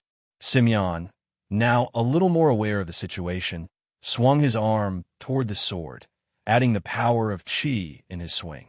With the power of chi in his steel body, when the two collided, the sword was snapped in half. Following up with a punch to the stomach, the bandit fell to the floor on his knees. Wait, he fell with one punch. Should it really be this easy? Simeon thought. The 2 of them had been through a life or death situation, with the added effects of the earring and the fact that Safa had gotten rid of her hesitation. Slowly, the 2 were realizing that they were strong and what it meant to be a Pagna warrior. The leader had charged forward in a panic, not believing that his plan had failed, and seeing how two of them were fairly skilled, he had gone toward the one person who had yet to do anything. "I'll kill you and take all your money to hire new men," the bandit exclaimed. "Why does this always happen?" Ray's thought. The other two weren't the only ones who had grown in strength. Ray's had absorbed the chi pill as well, having already established a Dantian core. He was at the peak of the first stage. Shifting forward with his chi, he moved in quicker, and when he struck with his hand, he had activated his wind magic, activating a spell. Silent Strike. Ray's had already gone past his opponent, his hand covered in the wind. Out from the bandit's neck, blood started to spurt out. "I am not as kind as the others. If you try to take my life, then you should be prepared to lose yours." The wind attribute, out of all the attributes of magic, was the most coveted by mages. This was due to how easy it was to raise its attribute power, at least at the beginning. The way to increase its power was from repetitive use. The more a mage used wind spells and powers, the higher the attribute points would rise. As the points rose more, one would have to count surely in order to use the spells more and more to increase them. So although it was quick to grow at the start, the progress did slow down drastically as time went on. For Ray's, wasn't something he could do in his current situation. If he was to spam his skills, using them one after the other, he would have no mana, and he was still in a dangerous situation. He still was no closer to the truth as to why his family had been killed back then, and the possibilities of assassins being on his back. On top of that, since he had a dark core, his wind attribute points could never rise above that of his dark attribute. At the moment, he had no ring to gauge exactly if his powers had risen in numbers, but he could feel within his core his power was rising. Looking up, Ray's was surprised that he didn't need to do much. After the two realized that they had some strength, the rest of the bandits were now rolling about on the floor, with a few broken bones here and there. "Since our driver has run off, one of you figure out how to ride or steer the horses?" Ray's asked. "Huh? Why us? What makes you think we can ride a horse if you can't?" Simeon replied. "Because they no longer exist." Ray's replied back and stopped himself there. He realized that he might have said something that would seem absurd to others, even for him. Sappho was the one who had accepted the task, as she went up to the horses and immediately started to stroke its face by the side. They seemed to be quick to accept her, seeing how that situation had been dealt with. Ray's went to deal with the other situations. He placed his hand out, looking at the men rolling about on the ground below. "Wind strike," Ray's said. A small gust of wind pushed out from Ray's hand, and when it pressed against the neck of the man on the ground, it had cut through the skin, making a large cut. The attack wasn't deep enough to go right through, but it was enough to send him to his death. After one had passed, Ray's walked over to another bandit and placed his hand out again. With the mana regain effect, it wasn't a problem since he wasn't using much mana either. "What are you doing, Ray's?" Simeon shouted. "They've already been taken care of. These guys, they can't even fight back. There's no reason to kill them." Before attacking, Ray's lifted his head, looking at Simeon again. "Are you still going to do this after last time?" Ray's said, "I told you before that if we let these people go, they will only return to do more damage to us. You should know what these people are like based on how they acted now." "I know, but taking a life, don't these people have a family that cares about them? Don't you feel bad for those that will miss them when they are dead?" Simeon asked, "And what about what they have done?" Ray's replied, "Do you think they felt bad when they killed others? When they stole their money? Do you think they would have felt bad when they took our lives as well? You have to think, if we didn't stop them or take them out, think about how many more people they would hurt. And think, if we don't get rid of them now, there would be more than just us that are hurt by them." Simeon was finding his own emotions conflicted. It wasn't because he thought what Ray's was saying was wrong, but it was more so that he found doing all of this too easy. "Simeon," Ray's called out while he held out his hand. "You promised your loyalty to me. I won't ever force you or Sappho to do things you don't wish to do. I'm not that type of person, but I don't want you to get in the way of me doing things the way I do them. There is always a reason for my actions. I will protect those I promised to protect, including you too, and if that means I have to become a villain in everyone else's eyes, including you too, then so be it." Wind strike. The attack left Ray's hands and struck another one of the bandits, leaving it to Ray's, After that conversation, Simeon didn't know why, but he almost felt sorry for Reyes, that he had to carry all of it on his shoulders. Simeon waited inside the carriage, and after everything was done, Reyes had entered. With using his wind powers and having completed the condition for the darkness attribute, he had seen another increase. Darkness attribute, 29, 30. Wind attribute, 6, 7. The carriage was off, with Safa at the reins. The ride was just as smooth as with the professional driver. It was quite amazing that someone was able to control animals so well, especially one who would have never interacted with them. The more Reyes was hanging around Safa, the more he thought she suited the qualities of the light attribute. But just as it said to Simeon before, he believed that it was true for her as well, and she needed to choose her own way. The ride was mostly silent between Reyes and Simeon in the back. The whole situation felt a little awkward after their talk. That was until finally they had come to another stop again. "Don't tell me it's bandits again," Simeon said, shoving his head out of the window, but it wasn't bandits at all. Instead, he could see a large wall and a gate, surrounded on its own island of sorts, and an even larger building that towered over the gates. "It's the Pagna Academy." The carriage had stopped in its tracks, even though it had yet to meet its destination, and there was a good reason why. Not even Reyes could blame the horses for not wishing to move any further, because there was a strange feeling about the entire place. The carriage had been traveling somewhat up a mountain for a while and eventually came upon level ground. The green and forest-like area that was around them before had disappeared, and now the ground was a hardened black, made out of some type of rock. When the three descended from the carriage, the horses lifted up their front legs and quickly turned around, running off with the carriage heading back in the direction they had come from. "Well, if that's not a warning that we shouldn't be here, then I don't know what is," Simeon said. "Maybe it's the fact that this place looks even creepier than Rey's face at times." Simeon had turned around and could see the blank stare Reyes was giving with that comment, and now he honestly wasn't so sure what was creepier. The Pagna Academy was placed on what looked like a large piece of floating rock at first glance, but that was clearly impossible. It did make one wonder how the Academy had come to be, though. The land that they were on continued, and it looked like a type of bridge was heading to the centerpiece of land. On either side of this bridge, it looked like there was nothing but a thick fog. A drop down, it felt like he would never be able to get back up. This was true on either side, and even when looking down, it was almost impossible to see where the bottom ended. Similar to the strange bridge in front of them, there were also 4 more bridges, each connected to the main large piece in the middle. The island was not small by any means, and the word island was quite accurate to call it. Even from the front, it was impossible to see just how far back the place went. A large wall covered several buildings, with one in particular that was stationed on top of a type of hill that stood out. It looked to be more than just an academy and included nearly an entire living area. "At least we know we're in the right place," Simeon said, as he looked at people walking past on foot, in and out of the large bridges. It was wide enough to fit at least 6 carriages at the same time, and one side was being used to filter people in, and the other to filter people out.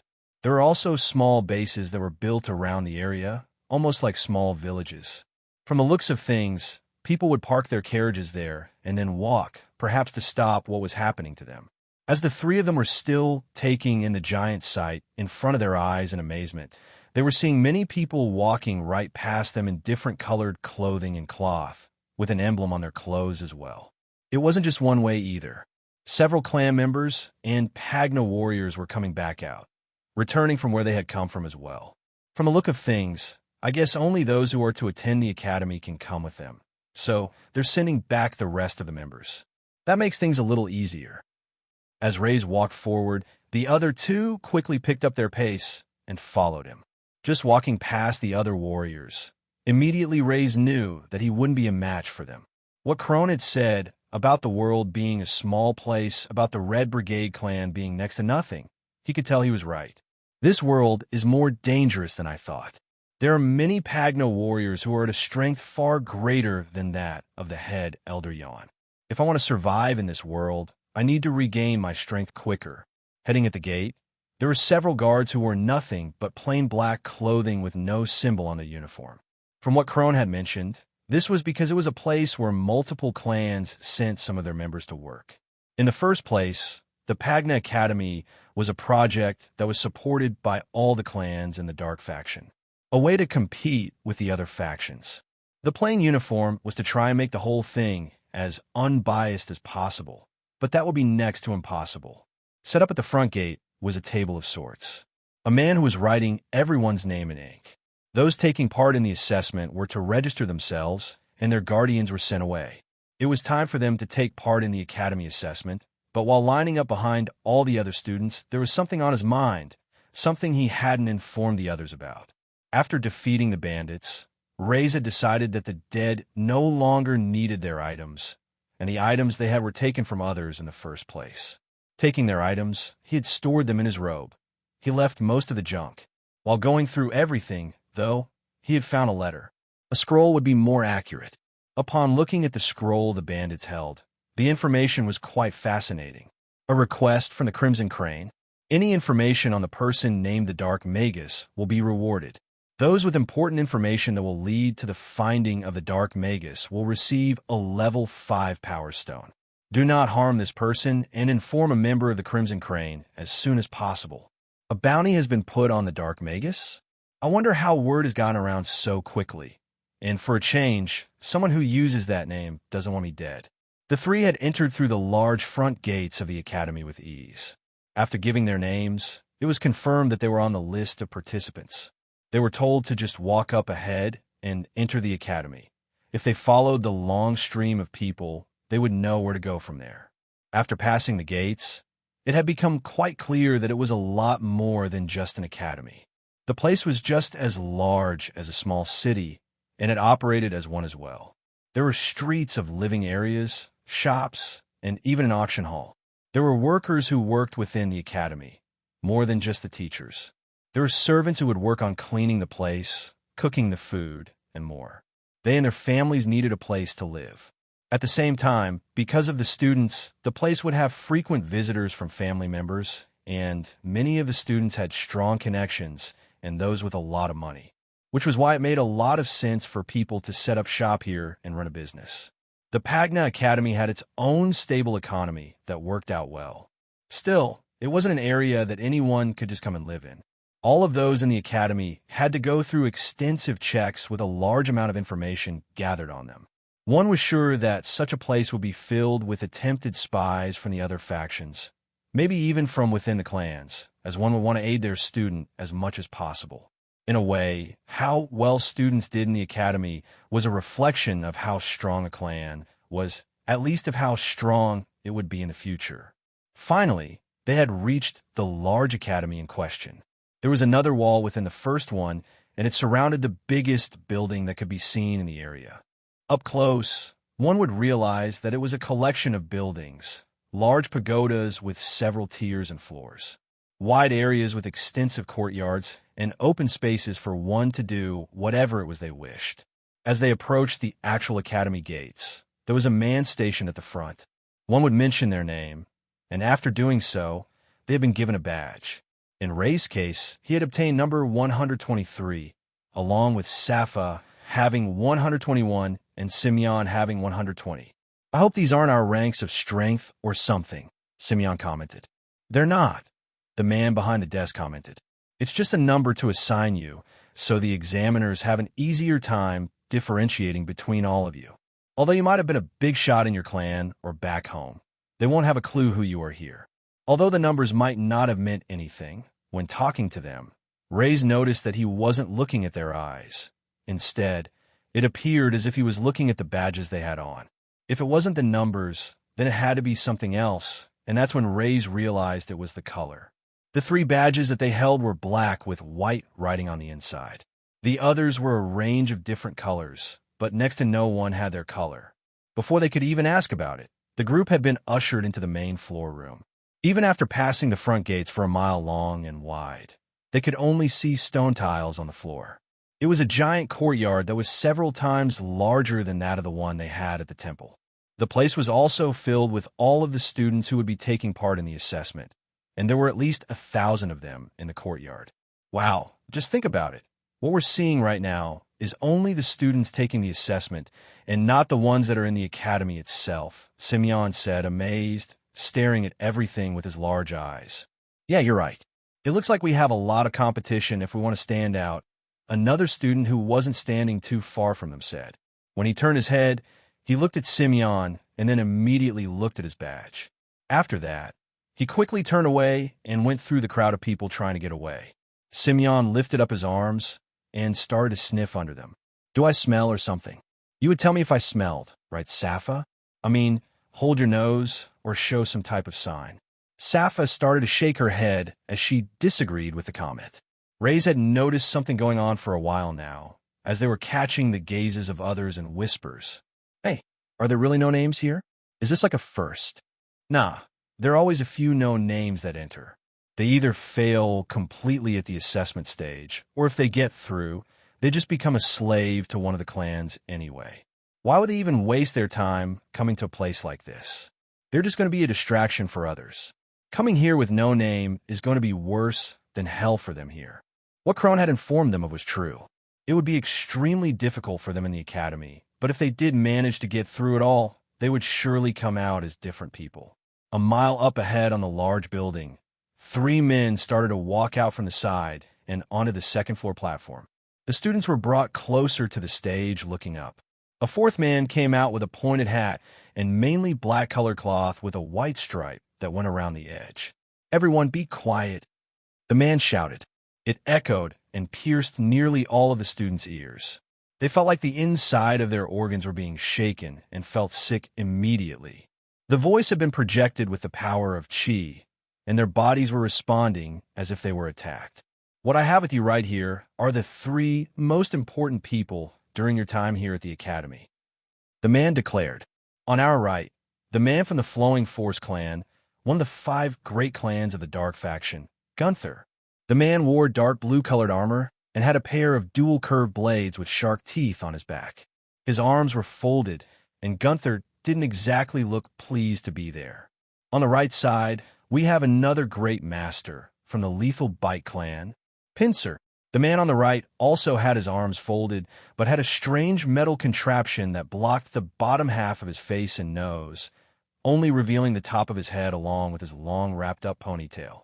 Finally, we have the principal of the Dark Faction Academy, the head elder of the Erupting Fist clan, and at the top of the middle stage rank, the one known as the closest to reaching the deity rank in the Dark Faction, Merkel Doctrine. Among all of those in the crowd, Merkel looked down, and his eyes happened to lock onto Ray's. The 2 of them didn't look away from each other. This person, he reminds me of the Grand Magus. I don't like it, Ray's thought. The strong leader, Merkel Doctrine, stood there with a frightening presence as he watched over everyone. He had locked eyes with Ray's for a few moments, but then quickly went to scan each and every one of them. His dark brown eyes looked almost black, which suited the rest of the attire he was wearing. He wore cloth that was made out of a silk material that moved with him as he turned his body. It was in a glistening black that had shades of white that seemed to glitter as if he was wearing a robe from space. His long hair, like most of the elders, was tied up in a knot, with the rest of it falling down his back. I welcome all of those that have taken part in the assessment this year. Merkel spoke. He didn't shout yet, with his chi amplifying his words. It had the same effect as the person who had spoken before him. Only the tone of his voice was far lower, giving them an uneasy feeling. A large amount of pressure was felt on top of their heads, and many of them wanted to fall to their knees because of this. The assessment is to evaluate whether or not you have the ability to not just enter the Pagna world, but to become useful to the Dark faction in its struggle fighting off against the light and demonic factions. Merkel continued, Our arts have been passed down for generations through various and large numbers of clans, and now all of you have gathered to show that you have what it takes. When you join the academy and display your skills, you are displaying the future of your clan, which is why we have this assessment, to help us curate those that will do well for us. Merkel lifted his hands and looked toward one of them with his palm open. If you are successful and show your talent, you shall receive rewards that will help you on your journey. Access to portals, to chi pills, and techniques that have been stored, even those by clans that have been lost. On the other hand, Merkel looked to the other hand on the other side. If we judge that you are not fit to join us, you will be left to struggle in this world while others progress above you. The rest is up to you to decide. The words were sinking in for all of the students. Many of them were confident since they had the backing of their families to support them. They had been told that they were the rising stars in their families and had eventually reached this point. Now, they were starting to feel the real pressure, all except for those with no names. Some continued to glare at the three of them. They felt envious that they didn't have to go through the same thing that they did. It was only causing the hatred that they held in their hearts to grow a little more. Taking a step back, Merkel walked off to the side. It appeared that the matter of looking over the students as they went through their assessment wasn't so important to him, at least not important enough for him to stay. Instead, one of the other two that had arrived on the platform with him stood forward. Gunther, there are 3 parts to the assessment before you are able to join the Pagna Academy. How you perform in all of them will value your position in the academy. However, for the first assessment that I am in charge of, if you do not pass this, it is an instant fail. Nervous looks were exchanged among the students in the courtyard. What? Just for one assessment? That's not really fair. You were the ones that accepted our family donations. You guys are also the ones that accepted our invites, and then you turn us away just like that. The first assessment. Gunther yelled through all of the talking. He really didn't have the patience for all of this, after having been blackmailed and dragged here pretty much against his will. The first assessment will be ensuring every single one of you is a first-stage Pagna warrior. I will not accept anyone who is close to a breakthrough or has a strong foundation but has not fully formed their dantian. That is all. Without anything left to say, Gunther leaped from the balcony and landed on the ground lightly. It was strange, as a fall from that height needed some way to break its impact. Yet he had landed so softly. I wonder what stage this person is at. If he was standing next to the leader, then shouldn't he be quite strong? Ray's thought. Immediately, without wasting time, Gunther went to the first student and placed his hand on his back. He closed his eyes, and after around a second, he shouted, "Pass!" Going on to the next student, he did the same, shouting out the words pass again and again. That was until he had reached the 8th student. Fail! What? But I can use chi. The student complained. I can completely control the chi used in my fists and hands. Did you listen to what I had even said? Gunther replied. I said that you had to have formed your dantian fully. That was the only requirement. No more, no less. Reaching out, Gunther had grabbed the top of the student's ear and started to pull, making it turn instantly red. If you aren't going to use these things, should I just pull them off? No, please. The student begged, to which Gunther let go and went on to the next student. Unexpectedly, the students were hearing more fails than they thought. Everyone knew one had to be a 1-star Pagna warrior before entering, but had they always been this strict with checking? It was the first that they had ever heard of such a thing. Around 1 in 10 students would be told that they had failed, and some were from recognizable clans as well. As they continued down the line, eventually it reached Simeon at 120. Pass! Ah, thank the heavens! Simeon said. I thought maybe my nervousness would affect me. Pass! Gunther stated again for Safa, and now it was for him to finally reach Ray's as well. What technique is this person using? Ray's thought. Is it the same as what Crone used? If it is, then he shouldn't be able to detect anything so strange. He won't be able to find my magic core. With this thought in mind, Ray's took a confident, deep breath and allowed Gunther to press against his back. He blew out because the sense of touch was an uncomfortable feeling for him, but when he was prepared for it, he could stand it. He had done this before with Crone as well, when he had placed his hand on his back. Usually, breathing or focus on something else worked, so as he took a deep breath out, he also closed his eyes. When Ray stopped his breathing, he looked up and could see Gunther staring back at him. You, what the heck are you doing here? Gunther asked.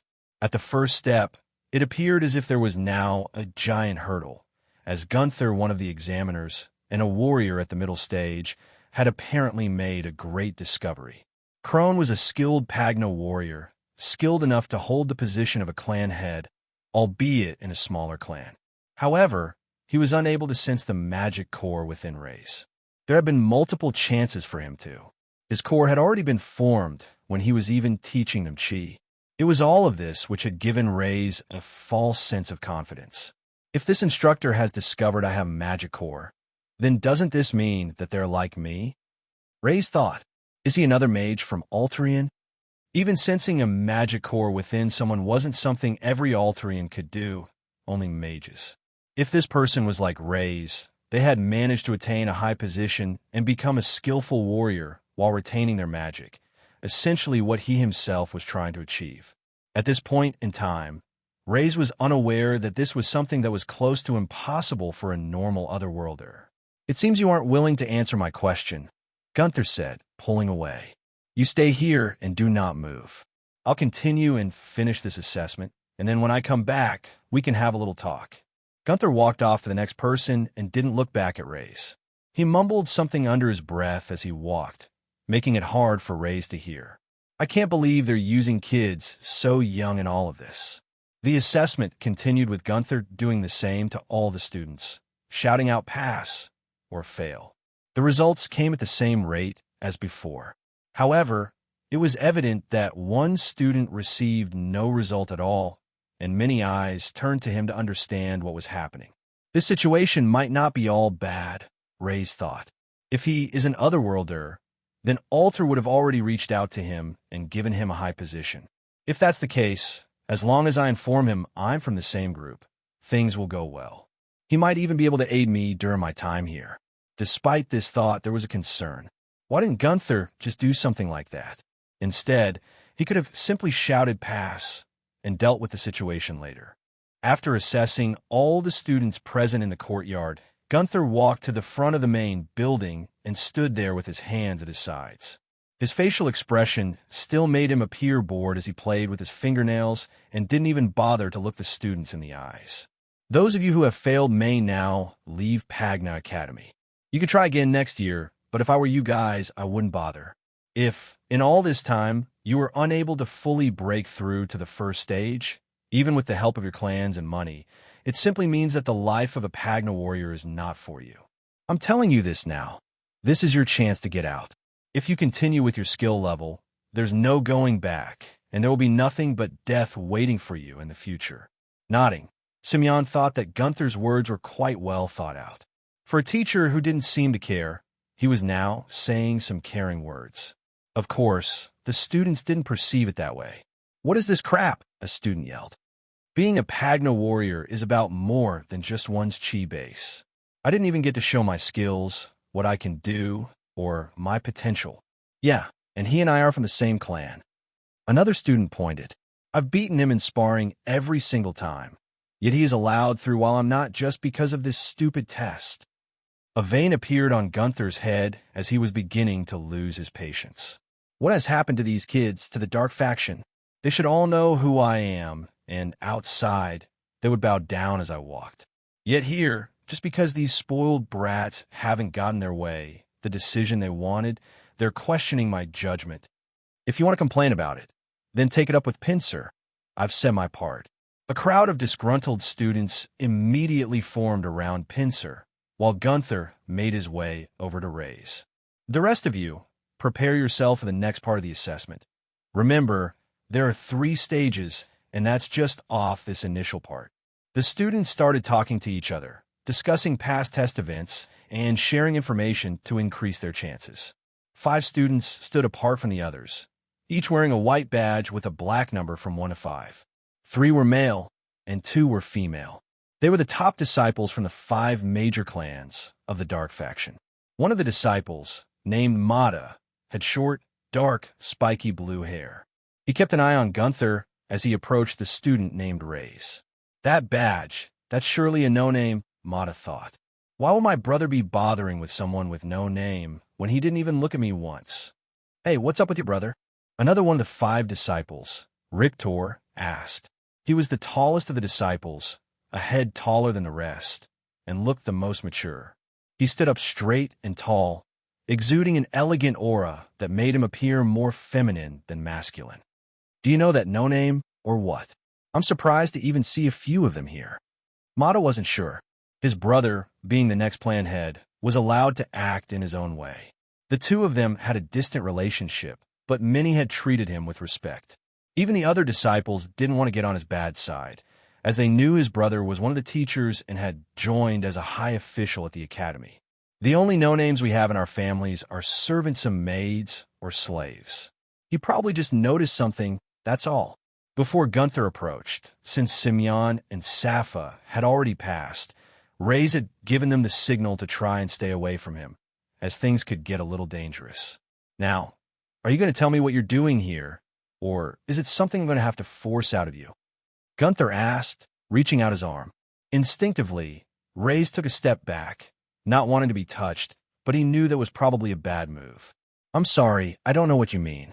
I joined the academy because I wish to enter it to become a Pagna warrior and make use of the resources that you have here, Reyes answered.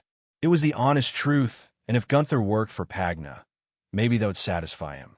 Gunther started scratching the side of his head rather vigorously, though. Are you seriously playing stupid right now? Gunther asked. Do you seriously not know? You're a no-name, aren't you? Wait, so then it could be possible. Who taught you to cultivate? Someone must have if you already have your Danteon formed. Reyes was taken aback. The question wasn't about his magic core. It was about his Danteon instead. If that was the case, then what was so strange about it? Wait, I didn't cultivate my core with the dark essence cultivation technique like Sappha and Simeon. Could it be possible? Can he discern the energy within me? Reyes found himself gripped by uncertainty. He didn't even know the nature of the energy within him, and worrisome thoughts raced through his mind.